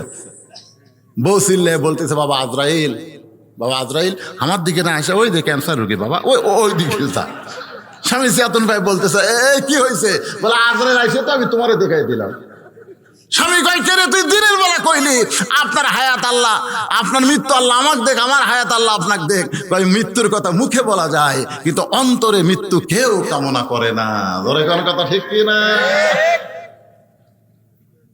এখানে যারা আমরা বসে আছি, আমাদের সকলের সামনে মৃত্যু আছে না নাই? কারা কারা মৃত্যুরে বিশ্বাস করেন? 2 হাত তুলে আমার আল্লাহকে দেখান। লিল্লাহি তাকবীর। হাত নামান। আচ্ছা, আপনারা বলেন তো, কখন হবে? এই যুবকেরা, তুমি যেভাবে R15 চালাচ্ছে, তোমার তো আজরাইল ধরতে একটু দেরি হবে নাকি? হ্যাঁ, আজকে আমাদের যুবকদের ফ্রি ফায়ার, এদিন যে ভারত অস্ট্রেলিয়ার কাছে হেরিছে বুঝছে, হেরার পরে আমার এলাকার যুবকেরা একটা মিছিল বার করছে। আমি কই এটা কিসের মিছিলটা? হুজুর ভারত অস্ট্রেলিয়ার কাছে ভারত হেরিছে হুজুর। তো ভারত হেরিছে তোর কে জানিস না কেন পাগল? এই ভারত বাংলাদেশ স্বাধীন করে দিছে রে। এই ভারত পেঁয়াজ বন্ধ করে দিলে আমাকে পেঁয়াজের দাম 200 টাকা চায়। এই ভারত আমাদের প্রতিবেশী, ওরা ঠকলে তোরা দুঃখ করবি। তখন কয় হুজুর আপনি কি ভারতের লোক নাকি? ওর চোখ খালি লাল করে হালিয়েছে। কি রে? কিছুদিন আগে ভারত ইন্ডিয়ার কাছে ঠকছিল হুজুর। ও সেই দিন ভারত টাইগার যে ওরা একটা ওই টাইগার বানাচ্ছে, ওই টাইগারও খেল, মানে টাইগারও মারা মানে কি আমাদের বাংলাদেশের এরা কি এরকে বুকত কিসের ছবি আছে? টাইগারের ছবি আছে না নাই? ধরে কর ওই টাইগারও করা লাঠিতে পিটতিছে, ওই রাগ ধরিছে বাংলাদেশ কেড়ে আমাকে টাইগারও হেরে গেছে দেখে পিটলু। দেখি তোরা হেরিস কি না? ওরা ওর অস্ট্রেলিয়ার কাছে হেরিছে। আমি কইলাম বাজার এইরকম দুনিয়ার খেলা দেখা খেল তামাশা নিয়ে আনন্দ করে দুঃখ করে কোনো লাভ নাই, কারণ যে কোনো সময় তোমার মৃত্যু হবে। আল্লাহ বলেছেন লা তামুতুন্না ইল্লা ওয়া আনতুম মুসলিমুন, মুসলমান না হয়ে তোমরা কেউ মরো না। মুসলমান হয়ে যদি মরতে চাই, মরার আগে কিছু করার দরকার আছে না নাই? জোরে করা আছে না নাই? আমি আপনাদেরকে তেমন বিরক্ত করব না। আর একটা প্রশ্ন আছে, মারাত্মক প্রশ্ন, আসাদু মালম এরা, আমি না দেখা জিনিসের সাক্ষী বাড়ি, এর উপরে আলোচনা শেষ করে দিব। তার আগে মসজিদের জন্য যারা মুসলমান হয়ে মরবার চান, আল্লাহর ঘরের জন্যে, আল্লাহর ঘরের জন্যে আপনারা 10,000, 5,000, 1,000, 2,000 যে যা পারেন দিবেন। ভিতরে গামছা রুমাল যাবে 10, 20, 50, 100 দিবেন। একবার দিছেন দেখে যে আর দেওয়া হবে না তা না। বাংলাদেশের ব্যাংকে টাকা একবার রাখে না, বারবার রাখে। 10,000, 20,000, এখন 5 লাখ হচ্ছে। তাহলে দুনিয়ার ব্যাংকে এই বেদুইন সাহাবী ওয়াজ করেছে আশহাদু মালাম আরা, আমি না দেখা জিনিসের সাক্ষী মারি। তুমি বলো তো আলী, না দেখে কোনোদিন কি সাক্ষী দেওয়া যায়? আলী বলতেছে এটা শুধু বেদুইন সাহাবী না, সমস্ত মুসলমান আমরা কোনোদিন আল্লাহকে দেখিনি, তারপরেও আমরা বলি আশহাদু আল্লাহ ইলাহা ইল্লাল্লাহ, সাক্ষী দেই না আশহাদু আল্লাহ ইলাহা ইল্লাল্লাহ। আমরা কি কোনোদিন আল্লাহ দেখছি বলেন না? তাহলে না দেখে আল্লাহকে যদি সাক্ষী দিবার পারি, সঙ্গে সঙ্গে হযরত ওমর মেহরাব থেকে এক দৌড়ে বেদুইন সাহাবীর জন্য কারাগারের দরজা খুলে বেদুইন সাহাবীর কপালে চুমা দিয়ে বলতেছে, ভাই আলী না থাকলে আমরা ধ্বংস হয়ে যেতাম। আজকের আলোচনার ভিতর দিয়ে আমি সব কিছু বলার চেষ্টা করছি। আল্লাহ যেন আমাদেরকে আমল করার তৌফিক দেয়। জোরে কোন আমিন। ভাই কারো মন খারাপ হয়েছে? মনে কষ্ট পাইছেন? আমি সব বলার চেষ্টা করছি, কারণ আমার মা বোনদের কথা না বললে হয় না।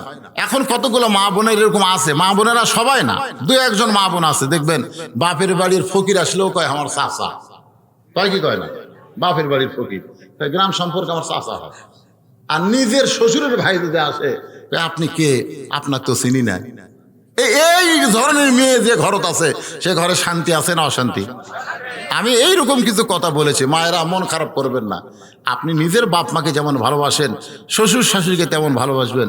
আমি শ্বশুর শাশুড়িকেও বলবো, নিজের মেয়েকে যেমন আপনি ভালোবাসেন, ছেলের বউকেও তেমন ভালোবাসেন। যেরকম কথা ঠিক কিনা? অনেকে আবার ছেলের বউকে চাকরানি মনে করে। চাকরানি না, ছেলের বউ অন্য একজন বাড়ির মেয়ে। আপনার মেয়ে যেমন পরের বাড়িতে গেলে বেটার বউ হয়, তেমন অন্যের মেয়ে আপনার বাড়িতে এসে বেটার বউ হয়েছে, আপনি বউ মা বলে তাকে সম্মান দেবেন, বউ মা বলে তাকে ভালোবাসবেন। মা বোনেরা, আপনাদের পেটের ভিতর থেকে সন্তান আসবে মা, এই জন্য পেটটাকে ঢেকে রাখবেন, ঢেকে রাখবেন, পেটটা ঢেকে রাখবেন। পেটের ভিতরে সন্তান, যত নবী আইছে মায়ের পেট থেকে। জোরে কোন কথা ঠিক কিনা? বাপ একজনের বাপ নাই, কিন্তু মাও নাই। ঈসা আলাইহিস সালাম, আদম আলাইহিস সালামের বাপও নাই, মাও নাই, কিন্তু এরপরে সমস্ত নবী, হাফেজ, আল্লাহর ওলি সব মায়ের পেট থেকে আইছে। এই জন্য একটা গান আছে, মায়ের 1 ফোঁটা দুধের দাম, কাটিলে গায়েরই চাম, পায়ের জুতা বানাইলেও ঋণের শোধ হবে না, এমন দরদি ভবে কেউ হবে না আমার মা গো।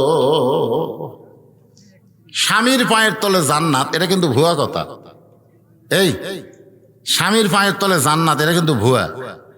মায়ের পায়ের তলে জান্নাত, এটা হলো ঠিক। আমি কোরআন হাদিস পড়ে দেখছি পুরুষের পায়ের তলে জান্নাত নাই, জান্নাত আছে নারীর পায়ের তলে। সেই নারী যদি মা হয়, তাহলে আমাকে মায়ের বিরুদ্ধে বলা যাবে? কথাক্ষণ বলা যাবে? বউ, আজকে বউ আছে, কিন্তু 2 দিন পরে ওই বউটাই কিন্তু আবার শাশুড়ি হবে। শাশুড়ি হবে না? হবে না? হবে কি হবে না? এই জন্য জি শেষে একটু বলিয়ে দেন। এটা কি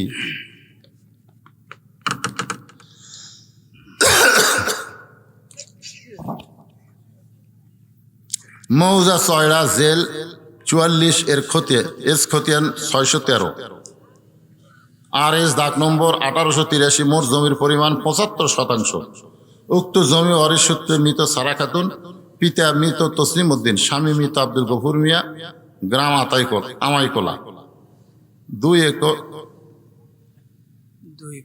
2.325 ভূমির মালিক। উক্ত মৃত সারা খাতুনের সমস্ত ওয়ারিশগণের পক্ষ থেকে সমস্ত ওয়ারিশগণের সম্মতিতে ঘোষণা দিচ্ছি যে উক্ত 2.325 ভূমি নতুন চয়না জামে মসজিদে দান করা হইল। আচ্ছা আচ্ছা, এই 2.325 কতটুকু আপনাদের এলাকা? প্রায় 2.5%, সোয়া 2 এর একটু বেশি। এই জায়গার মধ্যে মসজিদ হবে না, ওটা মসজিদের সাথে। ও আচ্ছা, মসজিদের সাথে।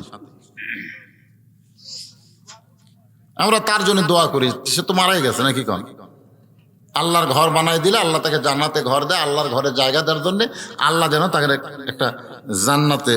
ডক্টর মিজানুর রহমানকে ঘোষণাদাতা হচ্ছে doctor Mohammad Mizanur Rahman, MBBS MPH medicine. উনি কি আসে নাই? না, আসে নাই। আচ্ছা ঠিক আছে, আলহামদুলিল্লাহ। আস্তাগফিরুল্লাহ পড়েন। আস্তাগফিরুল্লাহ রব্বি মিন কুল্লি জামবি ওয়া তুবু ইলাইহি। আস্তাগফিরুল্লাহ রব্বি মিন কুল্লি জামবি ওয়া তুবু ইলাইহি। লা হাওলা ওয়ালা কুওয়াতা ইল্লা বিল্লাহিল আলিয়্যিল আযীম। মোনাজাতের পরে আমার নিজের লেখা একটা বই আছে, সুন্নাতের বাগান, অত্যন্ত গুরুত্বপূর্ণ বই। আমার মাদ্রাসার এতিমদের সৌজন্যে লেখা, মাদ্রাসার যে এতিমগুলো আছে তাদের সৌজন্যে লেখা। এর একটা পয়সা আমরা খাই না, এ সম্পূর্ণ এতিমদের পিছনে ব্যয় করা হয়। এখানে বইটার দাম কোনো ব্যাপার না, 50টা টাকা আপনারা দিবেন, আমার মাদ্রাসায় দানও করা হবে, বিনিময়ে একটা বই পাবেন। বইটার নাম হলো সুন্নতের বাগান, অত্যন্ত গুরুত্বপূর্ণ বই। সামান্য কয়েকটা টেজে আছে, আপনারা মোনাজাতের পরে নেবেন ইনশাল্লাহ। হুজুর মোনাজাত করে দিলেন। আল্লাহুম্মা আমিন। আল্লাহুম্মা আনতাস সালাম ওয়া মিনকাস সালাম, তাবারাকতা ইয়া যাল জালালি ওয়াল ইকরাম। আয় আল্লাহ,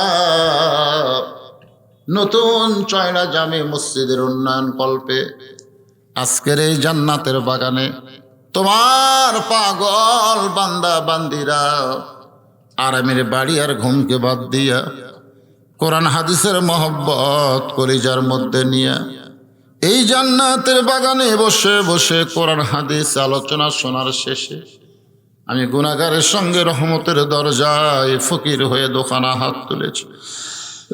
মেহেরবানি করে আজকের মাহফিল আমাদের সকলের হেদায়েতের জন্যে, নাজাতের জন্যে, জান্নাতের জন্যে কবুল করে না।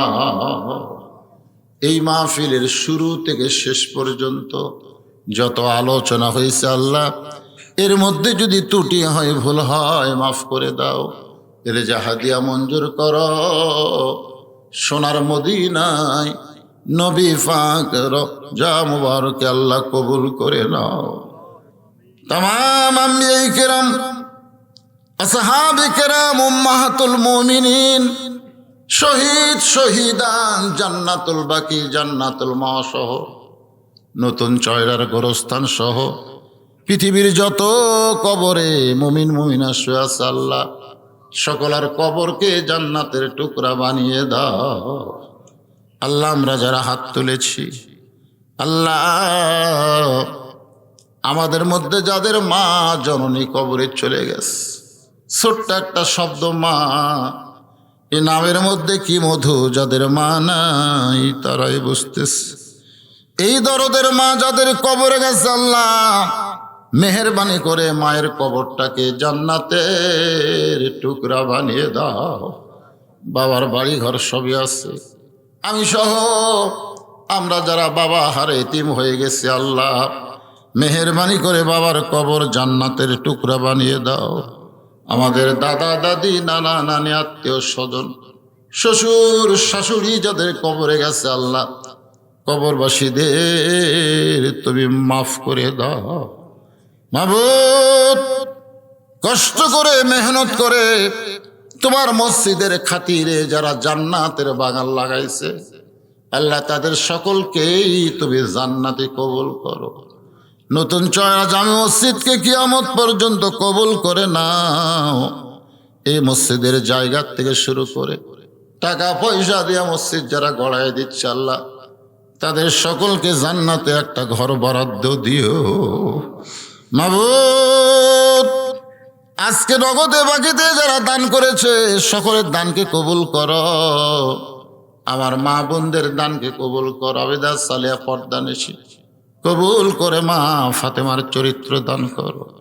আমি অসুস্থ, আল্লাহ আমার মতো অসুস্থ হয়ে যারা হাত তুলেছে, আল্লাহ সবাইকে সুস্থতার নিয়ামত দান করো। আল্লাহ মসজিদ কমিটির সভাপতি, সহসভাপতি, সেক্রেটারি, ক্যাশিয়ার, সদস্য, মুসল্লি, মসজিদের ইমাম, খতিব, মসজিদের মুয়াজ্জিন সহ মসজিদে হিতাকাঙ্ক্ষী যারা সকলকেই তুমি জান্নাতি কবুল করো। অনেকে আমার কাছে দোয়া চেয়েছে, যে বাড়িতে আছি কিছু সময়ের জন্যে, প্রথম ওয়াজ শুনেছে এডওয়ার্ড কলেজে, বারবার আল্লাহ সেই কথা মনে করে দিবে। দোয়া করি তার জন্য, তার সন্তানের জন্যে, তার বাপ মা দুইজনই দুনিয়া থেকে চলে গেছে, সকলের জন্যে। আল্লাহ আজকের মাহফিলের সম্মানিত সভাপতি হাফেজ সাহেবকে আল্লাহ তুমি কবুল করো, সুদীজনকে কবুল করো। আল্লাহ মাহফিল করার ব্যাপারে যারা সর্বাত্মক সহযোগিতা করেছে, প্রশাসনের পক্ষ থেকে, আল্লাহ এলাকার নেতাদের পক্ষ থেকে সকলকেই তুমি মাফ করে দাও। অশান্ত বাংলাদেশ আমরা চাই না আল্লাহ। যে দেশের জন্য 30 লক্ষ মানুষ জীবন দিয়েছে, সেই দেশটা কারো নজর পড়ুক, এটা আমরা চাই না আল্লাহ। আমরা দেশের সমস্ত ফিতনা ফাসাদ থেকে আল্লাহ আমাদের সার্বভৌমত্বকে হেফাজত করো আল্লাহ। মিলেমিশে মহব্বতে আমরা থাকতে চাই আল্লাহ, সেই তৌফিক আমাদেরকে দান করে দাও। দ্রব্যমূল্য আকাশগতি ঊর্ধ্বগতিকে নিম্নগতি করে দাও আল্লাহ। রহমত বরকতের দরজা খুলে দাও। একটা মিনিট আমরা যেতে পারিনি, চোখের পারিনি, অন্তত বলতে পারবো আল্লাহ বাইতুল মুকাদ্দাসকে তুমি হেফাজত করো আল্লাহ। ফিলিস্তিনের এত লাশ, কবর দেওয়া যাচ্ছে না। সেদিন দেখলাম একটা ছোট বাচ্চার লাশকে কুকুর টেনে নিয়ে যাচ্ছে। আল্লাহ, আব্রাহা বাদশাহ বাইতুল্লাহ ধ্বংস করতে এসেছিল, তুমি আবাবিল পাখি দিয়ে আল্লাহ তুমি বাইতুল্লাহ হেফাজত করেছো। বাইতুল মুকাদ্দাস তো তোমারই ঘর আল্লাহ।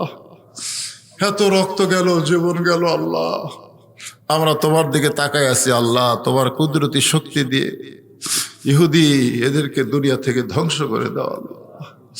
তুমি কোরআনে বলেছো তাব্বাত ইয়াদা আবি লাহাবি ওয়া তাব্বা, তুমি ধ্বংস চেয়েছো আল্লাহ, আমরাও চাই আল্লাহ ইহুদিদের তুমি ধ্বংস করে দাও আল্লাহ, যারা তোমার ঘরকে নাফাক করতেছে আল্লাহ।